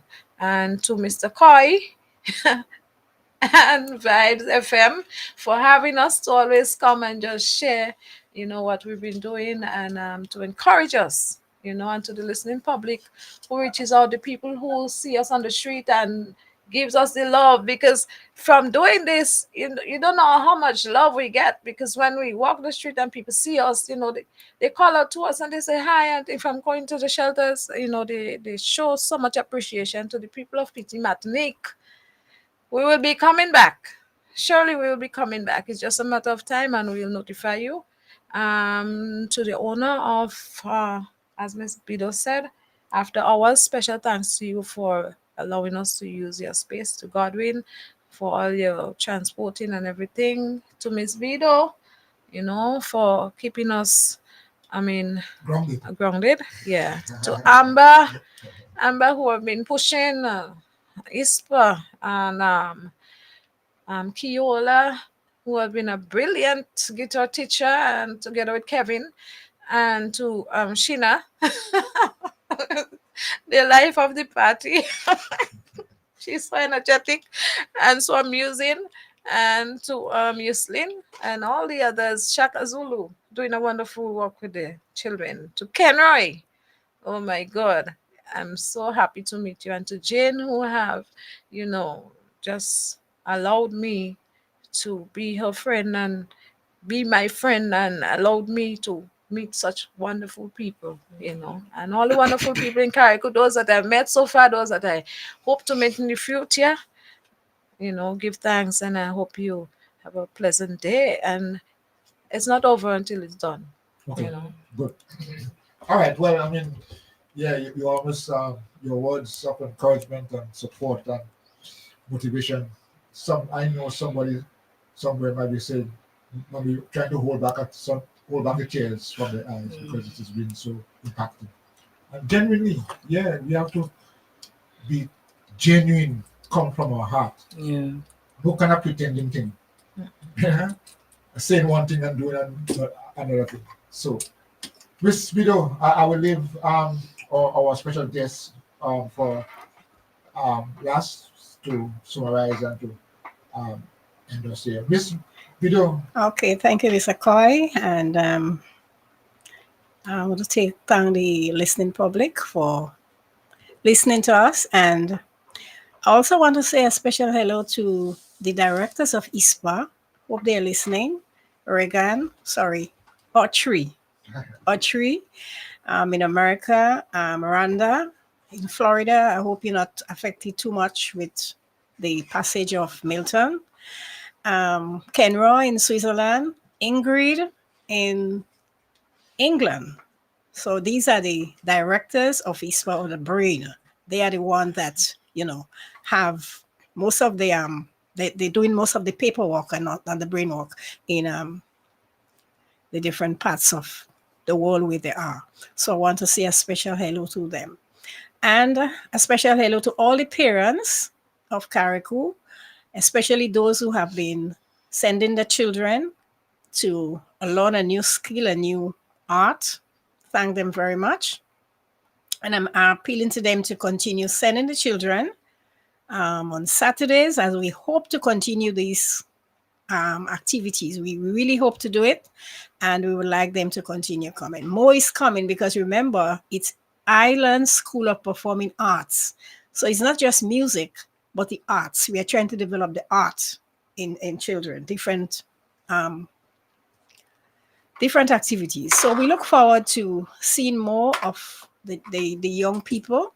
And thank you all very much once again. Always welcome. Always welcome. So, summarize, close on this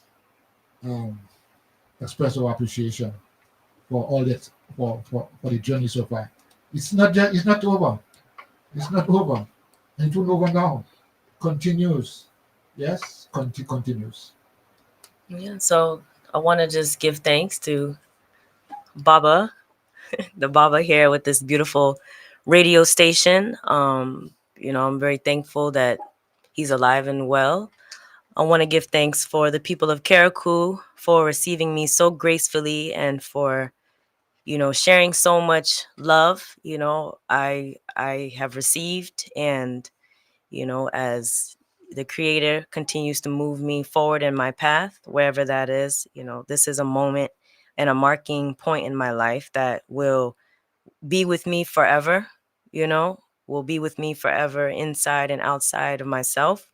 I'm very thankful. I want to give thanks to the Creator, for putting me in this space, on this day, at this time, for being with me as I move through my life, and continuously, asking to keep my thoughts pure, my heart pure, and my intentions pure.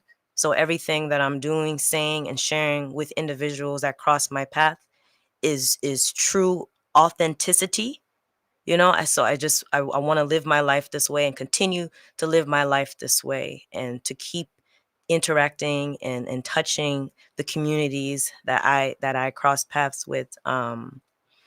I give thanks to my ancestors for being with me always. My grandparents, aunties, uncles, the ones who have passed on, that continue to also walk with me and move with me on this journey.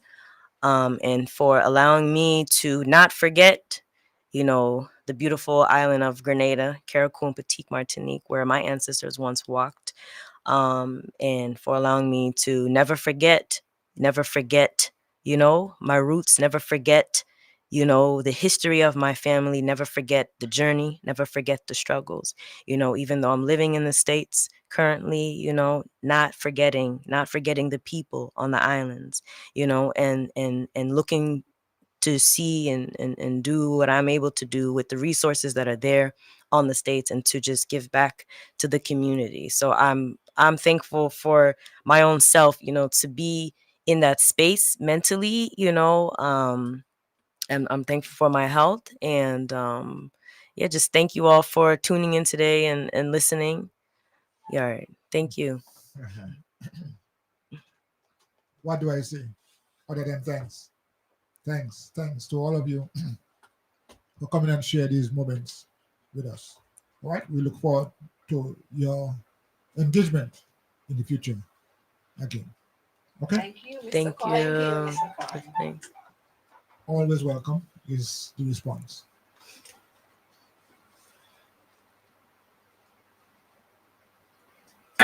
Equal rights and justice. And this is an urgent call to all citizens. The Grenada Human Rights Organization, GHRO Incorporative, is engaging all nationals. Getting to know your rights is your civic responsibility. So join the GHRO team. Let's promote and create greater awareness on abuses and violations within society. Stop the Abuse Initiative. protecting the rights of the marginalized and the vulnerable. Human rights and social justice belongs to all the people without discrimination and victimization. So together, let's promote and protect our rights. Stop the abuse against children, the elderly, all marginalized members of society, those living in poverty, all citizens. Join the movement. Email grenadahumanrights@gmail.com. Telephone numbers 473-419-5479 and 407-4597. Website www.grenadahumanrights.org. Equal rights and justice. It's estimated 1 in every 10 people in Grenada have the sickle cell trait. Having the trait does not mean you are sick or unhealthy. Very healthy people have the trait. Unfortunately, many of these people are unaware that they carry the trait. You see, when two people with the trait have a child, there is a 1 in 4 chance that the child will be born with a sickle cell disease. That is why it is important to know if you have the trait. Sickle cell is associated with life-threatening conditions, and it can be very painful. You see, the body's red cells can pass freely through the arteries and veins, but the sickle cells can get stuck, and this is what causes pain. This disease, you cannot catch it from someone. It is inherited. You are born with the trait or the full-blown disease. It comes from your parents. So let's talk sickle cell and what it is about and what can be learned about it and how to live with it. Let's all make better decisions about our family's health by learning the facts and getting tested. A message from the Sickle Cell Association of Grenada. Please call 458-6399 or email us at grenadasc@gmail.com.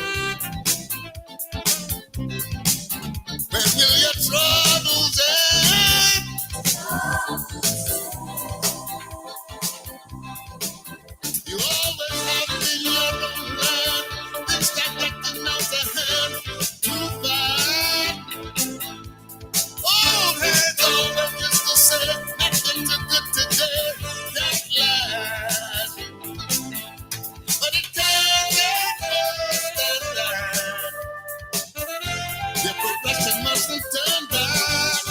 Just beware that super back. But my carry a good.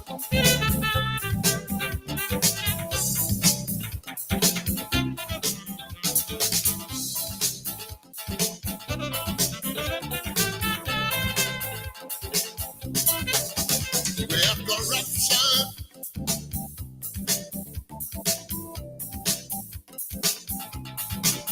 Malnutrition,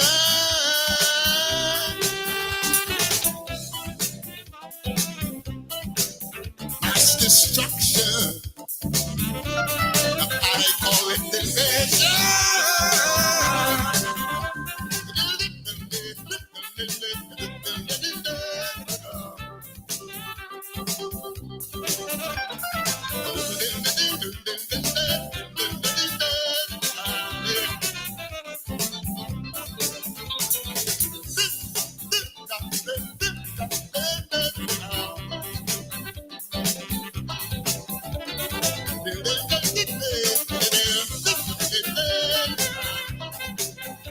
Now let me hear you say, yeah,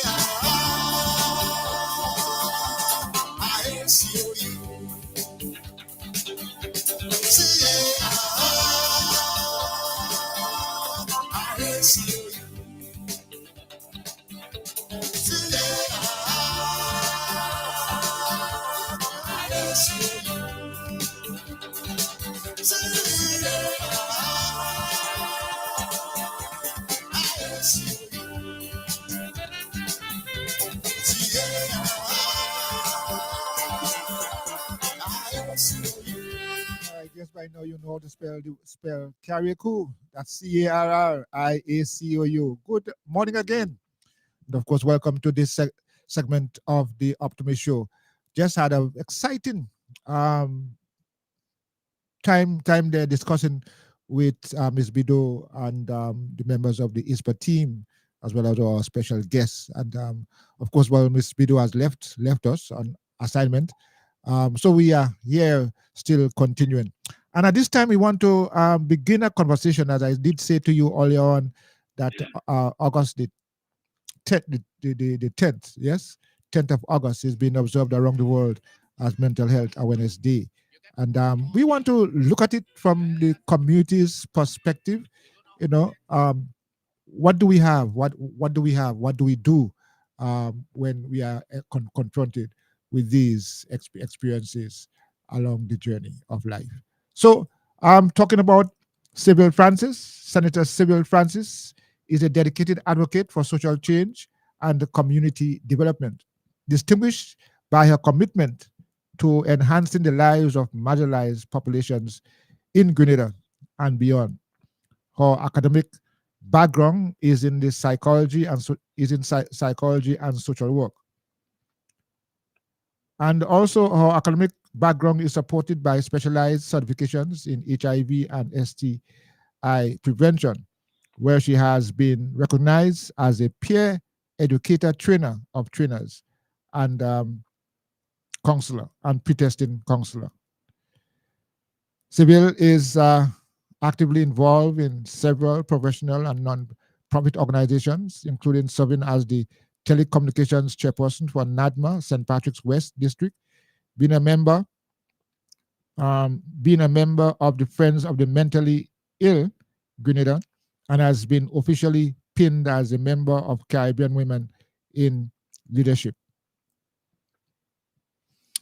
Her advocacy initiatives and platforms span gender-based violence, violence against women and girls, suicide prevention, HIV and STI prevention, sexual abuse, mental health, and other critical issues. Her commitment to mental health is a vital aspect of her work. As a mental health coach with the CariCope Wellness Alliance, Sybil offers a safe space for individuals to address their mental health challenges. Whether conducting assessments or creating safety plans, our emphatic approach ensures that our clients receive the care and support they need. All right. Well, I've been describing our next guest to come and speak to us about the whole issue of mental health. A community perspective, somebody who's been an advocate, who's been around. And let's go over to our telephone line at this time and say good morning to Senator. Now, I did not explain this part, but I guess when we start to speak, I'll explain it. So, Senator Francis, welcome to the Optimist Show for today. How are you doing? Good morning. Thanks so much. Okay. From property. Okay. Are you hearing me clearly, right? Are you hearing me clearly? Yeah. Okay. Good. Well, our listeners did indicate that they are hearing you clearly as well.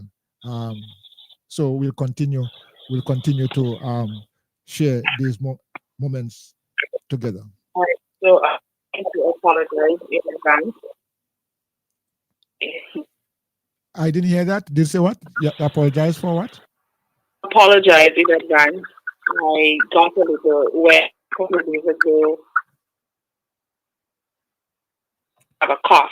Oh, okay. Sometimes the listeners may hear me. I have the best to limit it. Okay. I get it. Well, yes, you're not alone.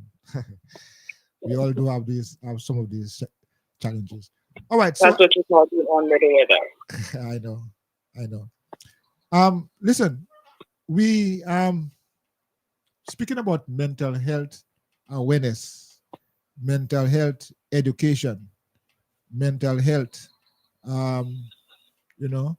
issues and wellness. How do we cope with that?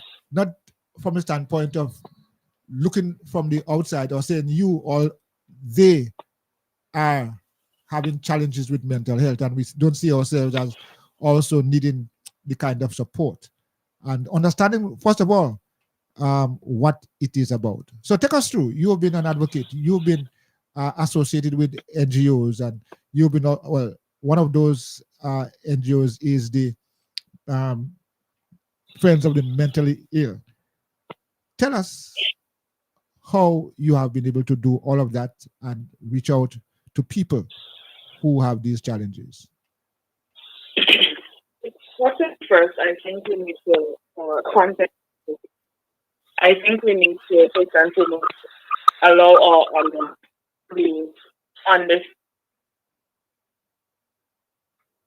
because a lot of times we think of mental health, or we hear about mental health, person understand, or we think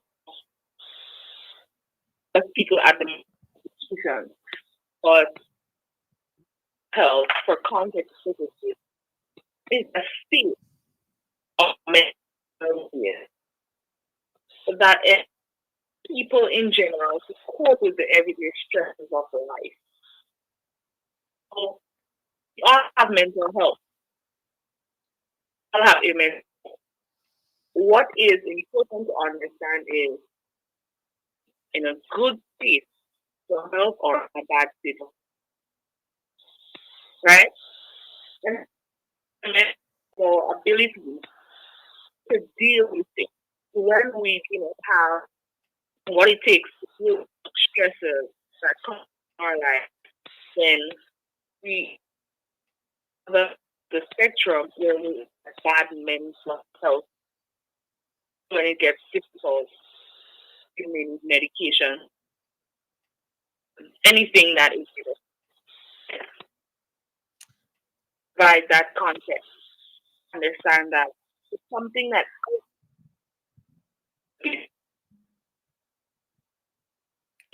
diagnosed. So the schizophrenia, depression, and any type of challenge. So I wanted us to understand that in the get-go. Okay, I understand. All right, so I just wanted to make one slight correction. Yes, go ahead. In the beginning, you mentioned that the day of acknowledgement from August, so it's the 10th of September. Okay, all right. So noted. Now, so tell us, how did what was October 10th like here in Grenada, and from your as an advocate yourself, and from your participation in different organizations. But how did we celebrate, observe this very important day here on August? Sorry, not August, October the 10th. Oh, and I the era that's just on October. So hearing what has been happening over and realizing those in authority, organizations, their social empathy in terms of recognition on the day, which is very.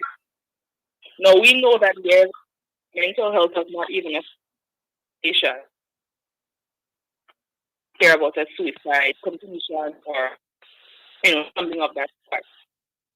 But what I've noticed over the ministry, I represent the ministry, but I know the ministry and over the years have been opportunities and initiatives for to happen. So whether it's through panel discussion, whether it's through march on the street, different initiatives will be for people to recognize and observe. This year, now we have a mental health. The plus one, we are now taking mental health seriously.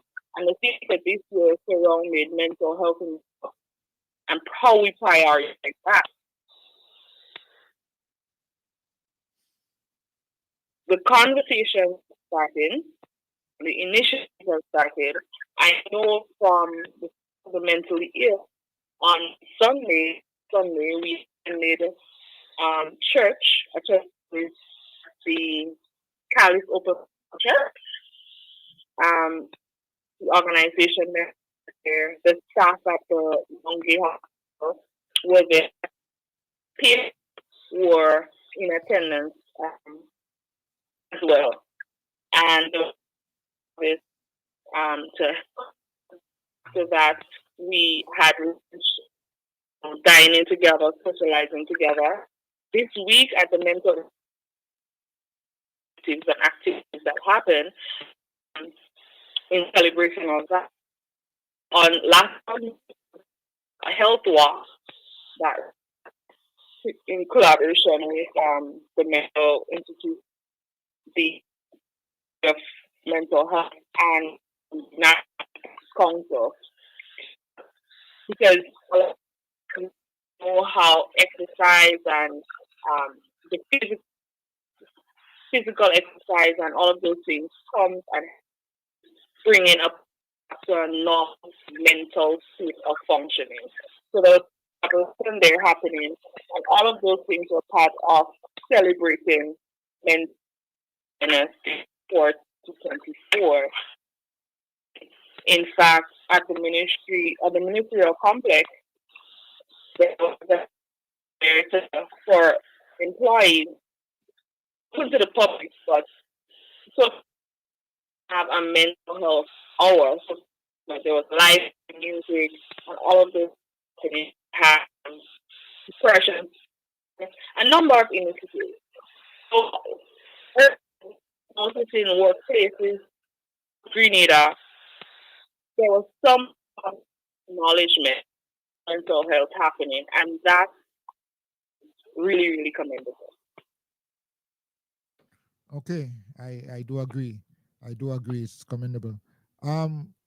We've been kind of having a little challenge in probably hearing you clearly, but of course, with attentive listening, we can, make the connection. Are you here? Yes, it's a bit better. It's a bit okay, better, I think.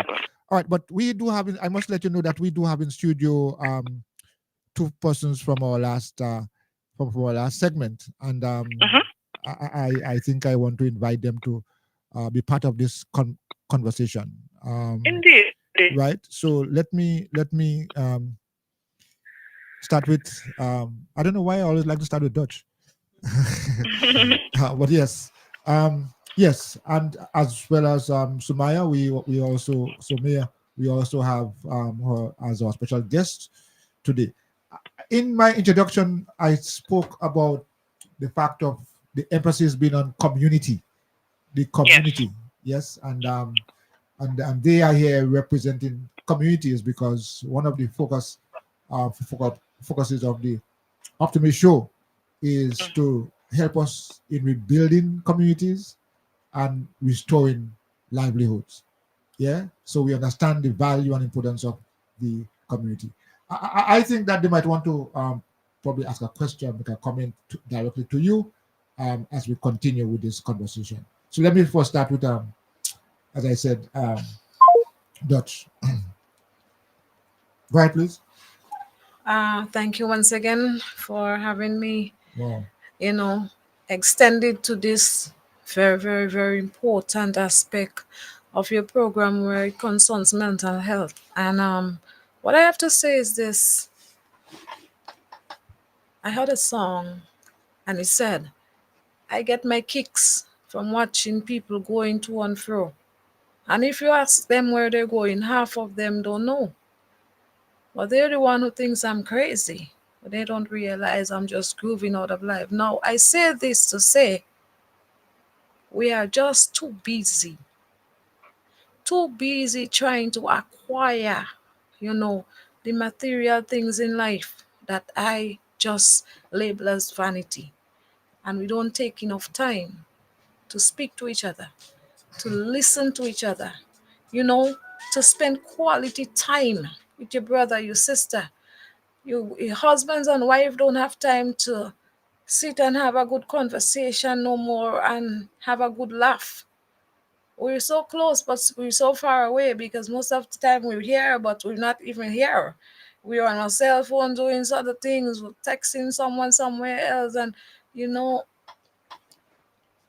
we look for the easier way out. We see somebody suffering a little bit, and the easier way for us to do is to just get them maybe some chemically modified something to get down the system in the form of medication. But the real medication we need is each other, the closeness, you understand, the togetherness, having conversation, being able to reach out and having somebody to listen to what you have to say, somebody who you could confide in, you understand, just somebody you could talk to. That is one of the number one medication we need, but we don't have time because the system have us crazy running up and down because we need money to pay for this and pay for that, and we need to have a big house and we need to have this, and we forget everything about nature and the natural resources that we have that help us so much in this aspect of mental health. Yeah, you know, this is so important, you know, in the sense that we live within the communities we live, you know, or parents or neighbors or friends, we live among them, and yet for all we are the ones who um, do not seem to empathize when someone needs support. It may not, they may not need a bowl of food, yeah, and you might think all that they need is let me give them food, so they will stay quiet. But bro, what they need is you, that human touch. Yes, that's from the community standpoint. We did lose Senator Francis a while there in terms of the call dropped, but she's back with us now, and I guess she came in and she heard the conversation or the comments being made by Dutch.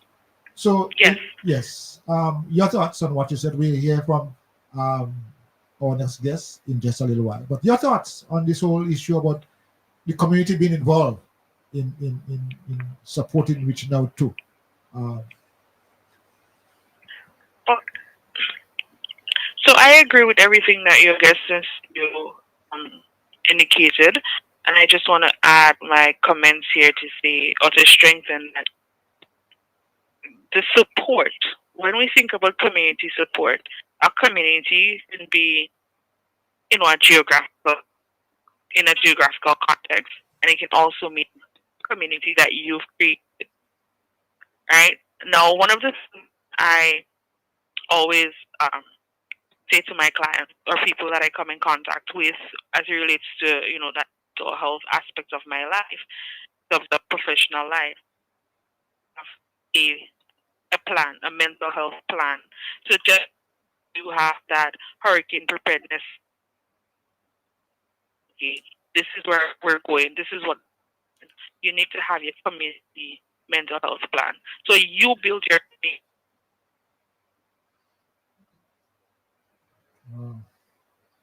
father, your friend,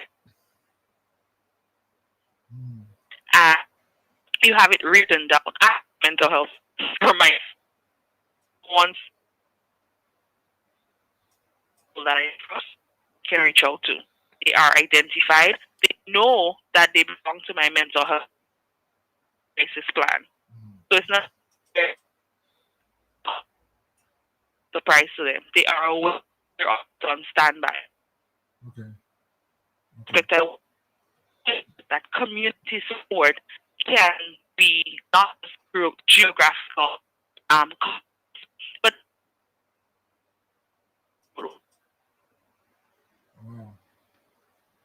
We seem to be having some slight, well, by now it's more than slight. Yeah. It's getting heavier now. Up in sitting under a tree and talking, or families coming together on a Sunday evening and having those. All of these plays a very pivotal role in fostering that mental well-being. In fact, studies have shown that community support is one of the ways that people's mental health can be improved, and it can reduce depression significantly. The having that community support, it provides a sense. Now, you may be feeling and out and you don't know where to turn. You may feel like you don't belong to a community, right? But that community rallying around you gives you that sense of belonging. In itself acts as a very powerful source of support. And it makes you feel like you have a sense of purpose. Now, one depression, and there's a reason for that. When you hear your thoughts very loudly. Sometimes you want, if there are multiple people in your head at the same time, because your thoughts can overpower you, right?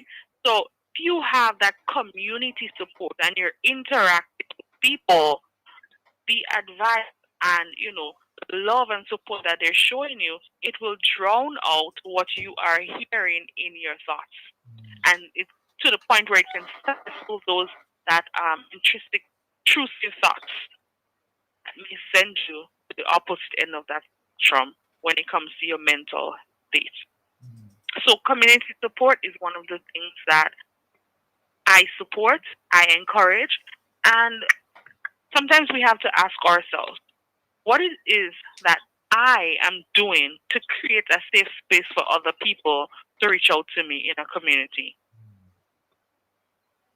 So we advocate for community involvement, we advocate for having that community support, but it starts with each of us as an individual, ensuring that the life we are living is one that is welcoming, is one that will make people feel comfortable to come to us and share. You may not be a professional, right? You may not know the most professional advice to give or the things to say, but you may be able to resource. You may be able to say, hey, I know this person. They work in social development, or they work, let me see what calls I can make.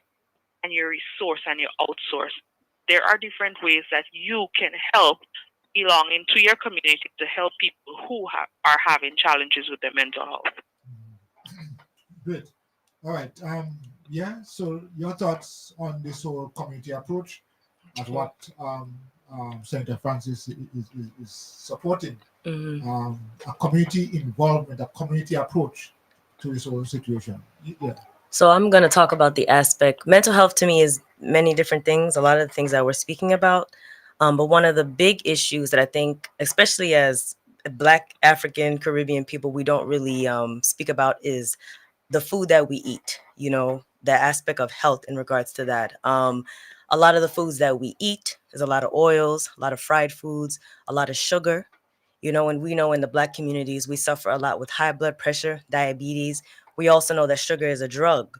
Every time we consume sugar, it's almost as similar as taking cocaine on the effects of the brain. And so if we are eating certain things and drinking certain things, such as alcohol, beers, and things like that, we are also damaging not only our internal body organs, but also our brain. And eating junk foods, bags of chips, things like that, not really focusing more on the greens, the grains, eating clean meat, eating more vegetables. And so this is a dynamic that I see being in the States. I see that a lot, but I also see it in different cultures is we ignore food, and food is medicine.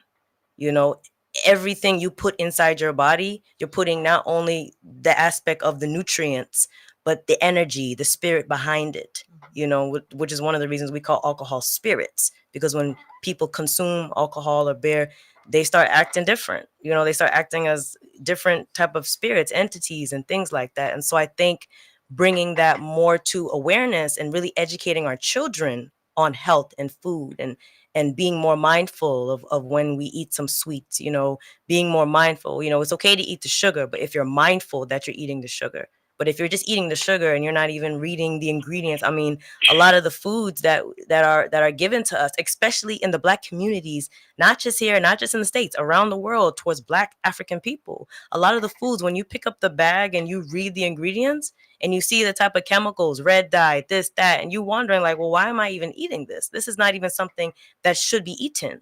And then as we age through life, we have all of this disease festering inside our bodies, and then we wonder why we're acting like this, or we wonder why she's acting like that, when they were eating a bag of cookies every day, for 20 years of their life, and now they wondering why they have diabetes. But there's no need to even wonder, because it's what we're consuming.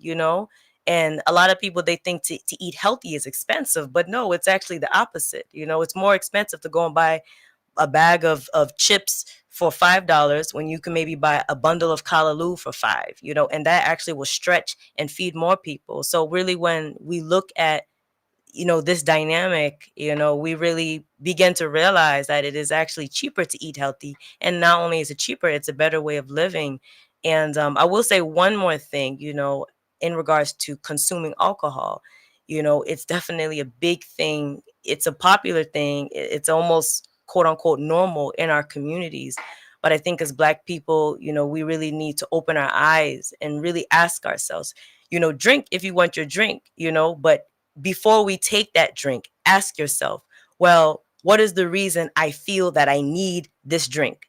And a lot of the times we might give ourselves a lot of excuses, but we don't even know the real reason why we may be drinking so much, because we've seen our parents do it, and their parents did it, and their parents did it. But we sometimes don't even take the time to even think about, well, what is the reason my such and such was an alcohol?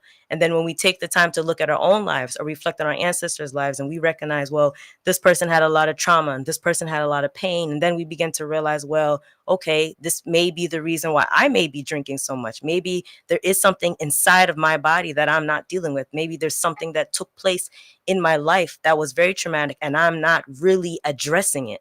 I'm just going to cover it up with the alcohol, cover it up with the KFC chicken, cover it up with this bag of chips, and just keep covering it up, covering it up.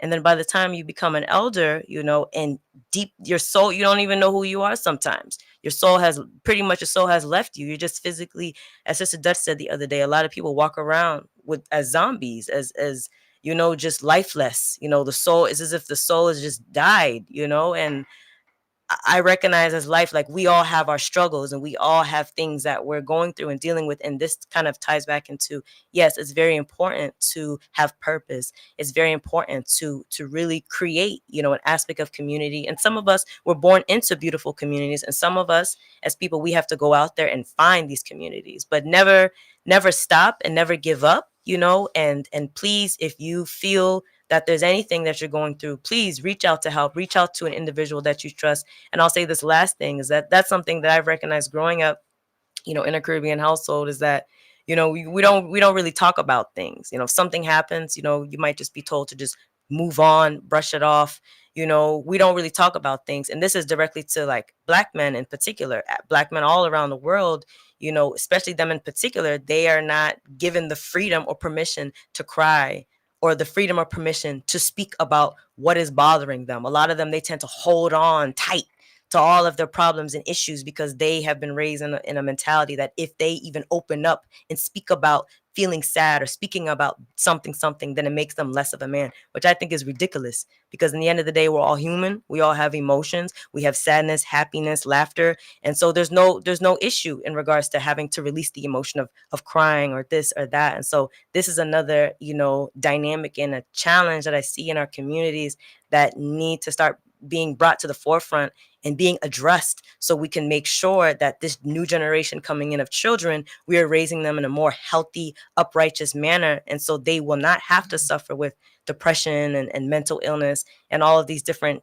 issues that, my generation and up had to deal with growing up. Senator Francis? I am here. Listen, and one of the things go ahead, please. mentioned was how we deal with things in us. And we sometimes consume ourselves with the alcohol. Think about the food that we eat, because when you're feeling down and out, you don't reach for a bag of callaloo or a hand of provision, and you say, let me cook something nice and eat that. You would go for a cup of ice cream or something of that. That is our and the things that we use to cope with the stresses of life, and predisposed, as you mentioned, to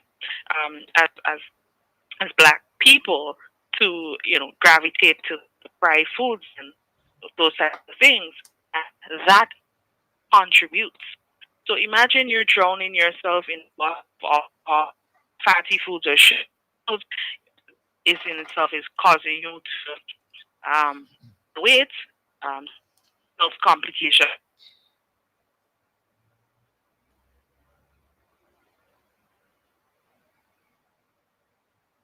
Then it puts a on the healthcare system when that happens, and we're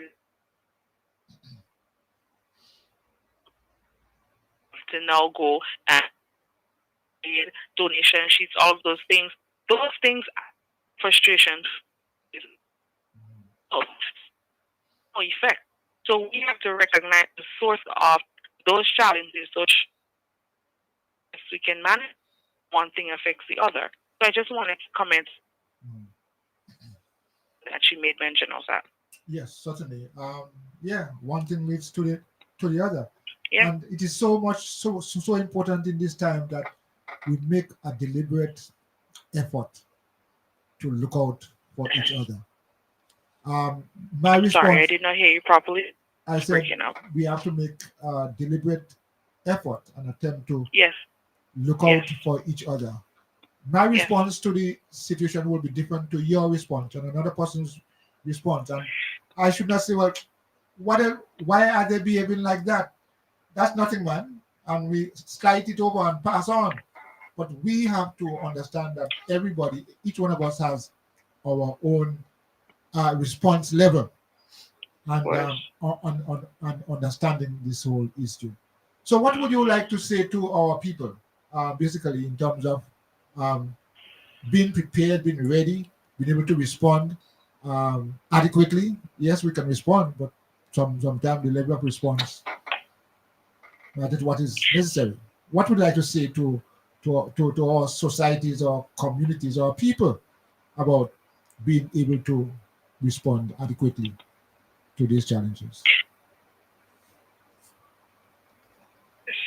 It's okay to be okay. It's okay to be okay. What is not okay is not saying that you're not okay, admitting that you're not okay. There, the society that we grow us in a box, our men in particular. I am passionate about helping our men when it comes to mental health. They were taught you are not supposed to cry. You are supposed to be tough. You're supposed to stifle your emotions. Men, it is okay to not be okay. It is okay to cry. It is okay to talk. We have a culture ourselves to believe that weak people seek. I beg to differ. You having that strength to reach out for help shows that you are strong. It's a step in the right direction. Educating ourselves is utmost important. If you do not know the signs and the symptoms, then how will you know that you're not okay?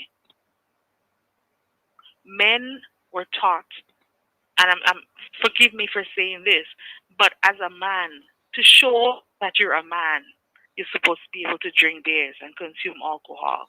It's a sign that demarcates that, hey, you've reached manhood. And so we've created a culture where they would go and congregate in bars to have conversations. No, as said before, there's a reason it's called spirits, right? If you're able to have those conversations by a bar or where alcohol is being consumed, shared there and the things said there may not be the best. And even if it's good advice, you're not in the right state of mind to receive it and to understand it and internalize it. So what I want for us as a society is to open up these conversations in a more not formal in you have to sit in a trade center or in a conference room to have those conversations, but for us to have it in a more formalized way, in a more structured way, in a more meaningful and impactful way. Let us start well, we've already started the conversations like programs like these, and now you're hearing about mental health more, which is great. But what more can we do? We don't have to wait on the ministry. We don't have to wait on civil societies or organizations to have those conversations. Start those conversations in your household. Sunday dinner, Saturday night, whenever it is that you feel comfortable or when your family is mostly together, driving to work or after work in a car, have those conversations. Let those conversations start. These are things that we can also start in the schools, incorporate.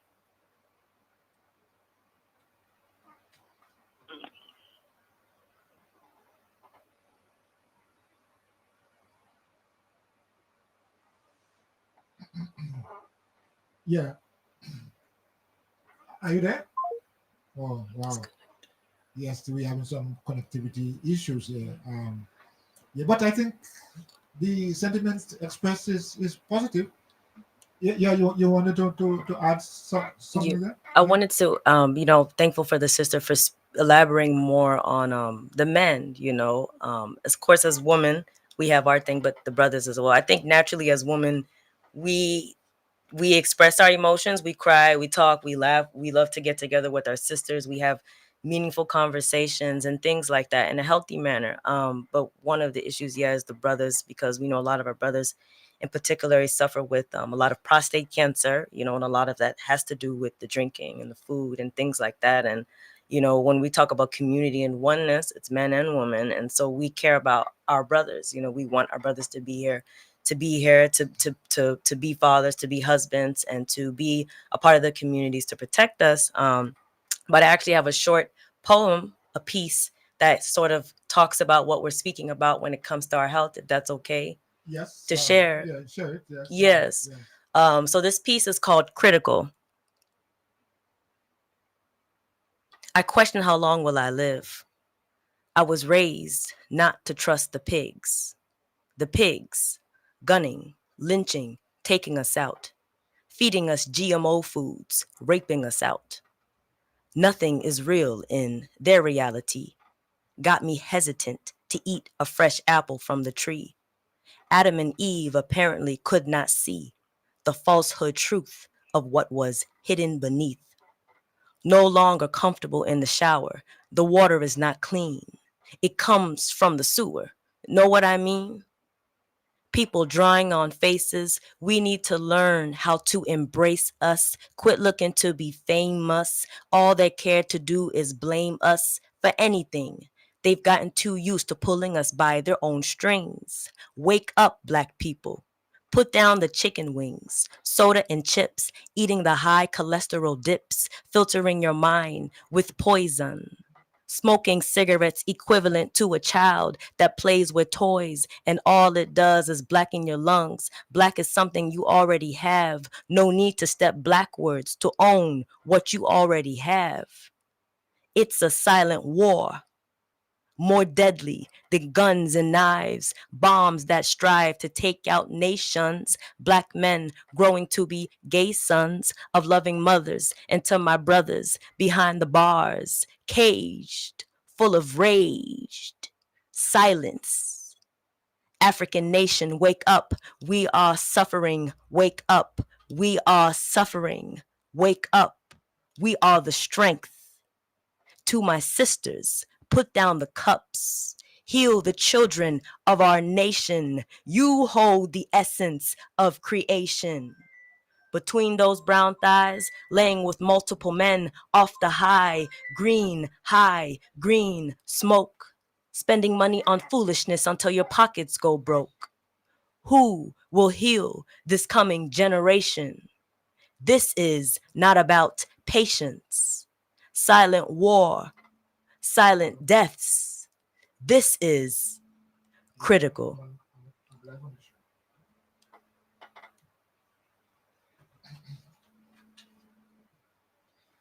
This is excellent. This is excellent.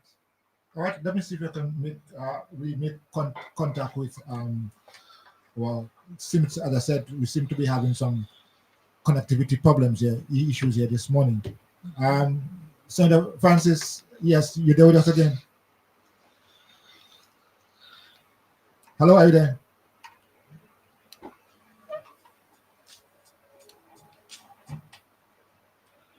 Hello, good morning again. Senator Francis, are you there with us this morning?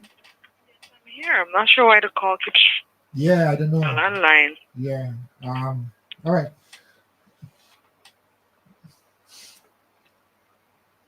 I don't think you heard the poem that was just shared by. I heard part of it, okay. And yes, before the call dropped again. Okay, but anyhow, yes, excellent. So where do we go from here? I think we're in the right place at the right time. As I mentioned before, I've seen a significant increase in the conversations opening up. Programs like these are important. In fact, let me share a short testimony to the power of these programs. Sometimes we think that nobody's listening or it's just a program. A lady called me. I have no idea who she is to this day. She sent me a message on Facebook, and I had my settings restricted to only people that I know would be able to send me a message, to set some boundaries. And I saw I had a message request, and that message request came with so many missed calls. Like, who is this person? And I called back the number, the person, and they said to me, I cannot do this anymore. I cannot do this anymore. This is a line for me. I cannot. I'm like, what are you talking about? There was no context or anything to what she was saying. And she said to me, I said, can we just stop for a second and try to process? Oh man, I hope we can drop again. Yes,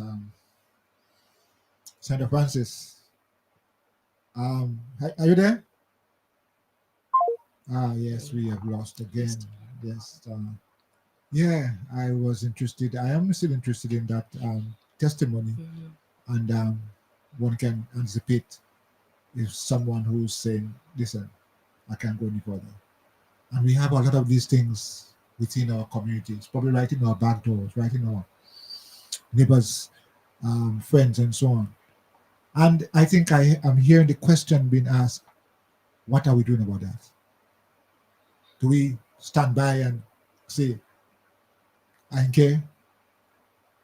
I mean, this is deep for us this morning as a people to come face to face with the reality, and we do need to be there for people. Um, um, Dutch, you wanted to become comment here? Yes. We all have our own individual issues and problems we deal with Um, from time to time. yes, Dutch. Let me see. I think I've gotten back. So saying that. Okay. So I'm calling on a different number this time because I'm not sure what's happening. yes, Okay. yes. So you were But you were talking about that testimony. yes, and I was able to calm her down to the point where she was able to explain what she was screaming about and going on about and what she wanted to do. So I asked, "Do you know me?" She said, "No, I don't." I said, "Then why did you reach out to me? Where did you get my information from?" She said, "I heard you on a post a couple of months ago and I remember your name. So I just went on Facebook and looked for your name, and that's why I'm calling you from Facebook Messenger." So I say this thing: the conversations that we're having right now, let us not take it for granted. Let us try to do more. Let us try to collaborate more because we cannot do everything by ourselves. It's not humanly possible. The reach that I may not have, the platform I may not have it, and vice versa. But if we can come together, put aside political difference, put aside religious affiliations, put aside ethnic disagreements, whatever it is, if we can do that and our neighbors see the person on the street, man, an individual, put ourselves in everybody's position. What is it you or how would you like to feel? Just think of someone else wanting to feel that same love. Just think of the other wanting to feel that warmth and that support. That is how together we can achieve what our objectives are, which is ensuring that our society, our country, Grenada, Carriacou, PT Martinique, we have a healthy nation, whether it's physical, whether it's a mental, but together we achieve that together because it is so important. When I felt depressed, when I felt like the world was against me and I did not know how to turn, where to turn, and who to turn to, it was my community at St. George's University that helped to overcome. And remember, I mentioned earlier that communities is different. It does not necessarily have to be a geographical terminology. A school community, a church community, a social group community, those communities can help to keep us sane. So where do we go from here? We continue. We collaborate. We see what best we can do.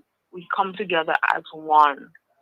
We love to say that we are one people. And as our 50th Independence Day, one people, one journey, one future. Together we have to do it. We cannot do it by ourselves. So whether we start with the men, whether we start in the schools, whether we start in the churches, this is a call for everyone to come together. Sunday school doesn't necessarily have to be about every scripture in the Bible. It can be about mental health. How can we use spirituality to keep us grounded? Spirituality is one of the ways, one of the coping mechanisms that a lot of people use to bring them back to a healthy mental state. Education or education system can do the same. How can the Ministry of Education implement programs in school target the mental health of our students. We know that school is stressful. Stress is one of the main contributing factors to an unhealthy state. Yeah. Um, so it's about evaluating, looking at where we come and seeing how much further we can go. To me, that is how we go forward. Okay. All right. And we also need to lend support to organizations like the Friends of the Mentally Ill. How can we rally around them?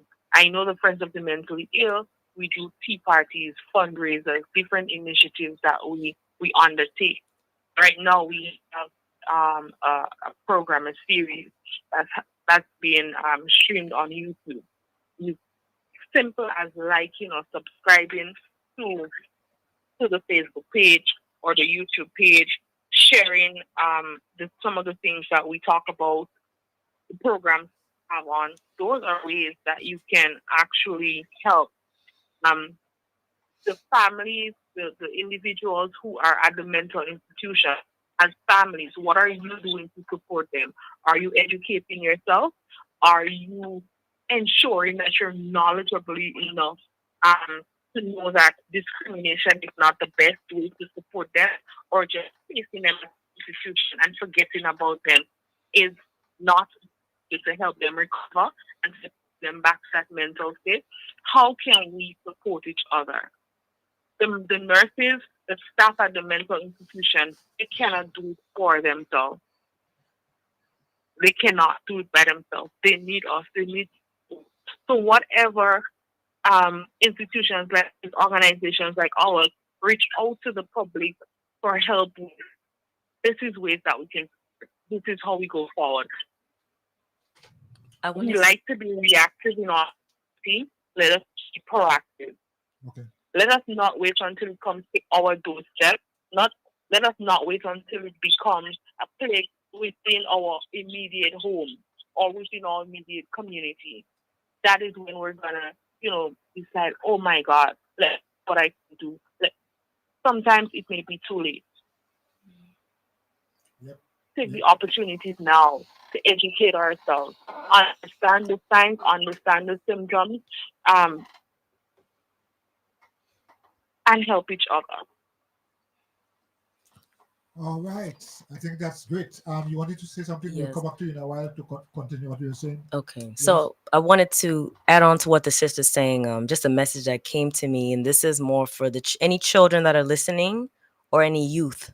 It's just a reminder for us to continue to respect our elders and not to forget our elders, because a lot of the times, especially as children, when we have our parents and we see them and we may look at them as superhero, but sometimes we forget that our own parents too are going through challenges and may also be dealing with mental illness, but they just have to keep going, feeding the children. And then we also, a lot of the times we forget about our elders, our elderlies, who may be challenged with if it's a disease, or may be in wheelchair, or may have had a stroke. And all of these things as well create a certain level of mental illness. I mean, they once were youth as well, and they remember their lives a certain way. And now something major may happen in their lives, and now they have to deal with and learn to live with a new situation. And so I find a lot of the times we may not approach our elders enough and just put our hands on their shoulders, rub their back, rub their feet, ask them if they're okay. Is there anything that they need? And sometimes when they go on, we say when they go on their rants, when they just start speaking and speaking, sometimes just sit, put down the phone, just listen to them speak. Even if you're not even really listening, but just sit and just give them some company and to really listen to what they have to say, or let them vent, because a lot of the times our elders are going through certain things, and with the culture, as we talked about, with the way they were raised not to talk about certain things, and so they may be suffering internally and we may never know. And so we don't really have to know. Let's just make it a part of our new culture to approach them and to sit down with them and to ask them if they need anything. So I just wanted to share that as a reminder to the community. Okay. Yes. Dutch. you are saying something, and then our senator just yes, tell us. Yes. I was saying we are as individuals, we all battle from and every day with one issue or the other. We all have our individual problems, but at the same time, we have our Creator. Now, when I wake up in the morning and I invite the presence of the Holy Spirit, and I give thanks for giving me another day where I could go through to just exist and to live. I also ask for the strength. I also ask for the strength whereby whomever I get in contact with during that day journey, I am going to be used as an instrument to bring some sort of hope, a smile, some sort of spiritual enlightenment. Just in some simple conversation, or just saying good morning or hello, hi, it says a lot. Makes yourself accessible to the people in your community. Make them know that they have a friend in you. You don't have to go every day giving out donations. You don't have to have money to give to people, but just your presence, you know, just the fact that they can just say hi to you, just the fact that they can just reach out to you and just have a conversation. You understand? All right, that gives them hope. Let's just make ourselves accessible to other people. I know we're going through whatever we're going through. I know it's not easy and everybody is not the same, but I'm going to use my time and my energy to do whatever I can. I'm not going to just sit there and talk and talk and talk, because we sit there sometimes and we talk too much and we do too little. We talk more than we actually do. We have to put aside certain things and make this sacrifice. It's a sacrifice, and find the time to reach out and to be there and to be our brother's keeper. All right, that certainly is the intention, and I think we need to wrap up this program for this morning. Okay. Yes, actually we have gone above beyond the timing, but I think it's important that we understand this and we have a conversation with ourselves about the importance of connecting. All right, Saint Francis, let me just ask you to just make your closing remarks as we bring this program to a close at this time. So much. I want to encourage everyone to rally around each other. Also want to advocate some assistance, sponsorship donation on behalf of leader. I know that we're trying our best, but we cannot do a lot of support. Your support can come in different ways. One, you can follow the mental awareness show that we've started. The host of that program. You can find it on our YouTube page, Friends of Mental Grenada. That's the name of the page. It's on series. I think we're on episode. And the speech keeper to be our brothers. I want to emphasize the importance of togetherness, the importance of health, things that we can fix. That there are different. There are. Wow, seem to be. It is something together. Once we can communitization of people who are experiencing those challenges. Place yourself in other people. On me, if it was a master, the same courtesy that I wanted to you, extend it up to some work. It can be anything. Just choose to be kind. Whatever the person is doing, faith. We seem to be. You can keep Yes, we hear you off and on, coming in and out, but I want to thank you. And the reception hasn't been the best that we normally do, but we were able to glean some knowledge and understanding and inspiration, motivation from you. Similarly, here on this end, I would like to say thanks to Sumaya and Dutch for sharing their thoughts with us during this period. Obviously, before this, they were here talking about the communities of ISPA and the work that they were doing among the people. So that's where I want to leave you and say thanks very much for your time. We've been graciously given some extra time. That's why we are still here. But thanks a lot as we continue to bring to you great programming here on Vibes 101.3 and 106.3. Thanks to all those of you who have been part of the Facebook page and share your comments. Please like us and leave a comment at the same time. All right? Okay, so we saying thanks. Equal rights and justice. And this is an urgent call to all citizens. The Grenada Human Rights Organization, GHRO Incorporative, is engaging all nationals. Getting to know your rights is your civic responsibility. So join the GHRO team. Let's promote and create greater awareness on abuses and violations within society. Stop the Abuse Initiative, protecting the rights of the marginalized and the vulnerable. Human rights and social justice belongs to all the people without discrimination and victimization. So together, let's promote and protect our rights. Stop the abuse against children, the elderly, all marginalized members of society, those living in poverty, all citizens. Join the movement. Email grenadahumanrights@gmail.com.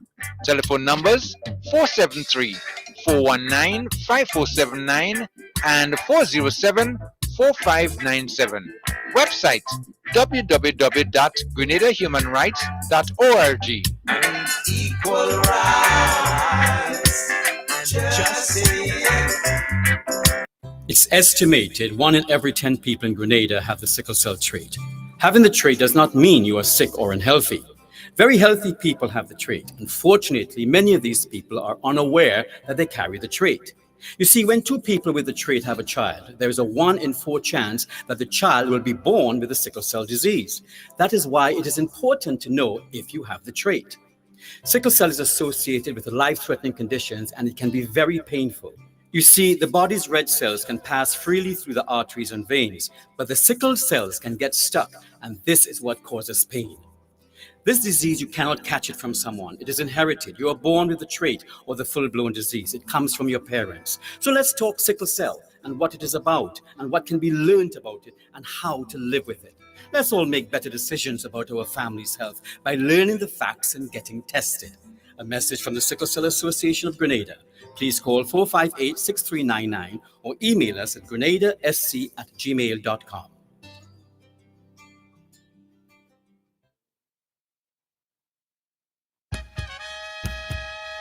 The Optimist Show, where your voices can be heard and recognized.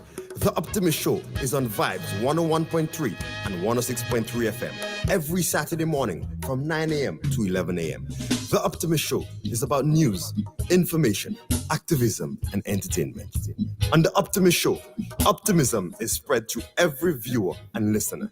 Get connected to Milton and Amber, along with friends, for another exciting new season of The Optimist Show, keeping hope alive. We are also on social media platforms. On Facebook, follow The Optimist Show, Conception News, CAMS Training Institute. The Optimist Show is a production of CAMS Training Institute in association with Hope FC, ISPA, and other community organizations, institutions, and groups.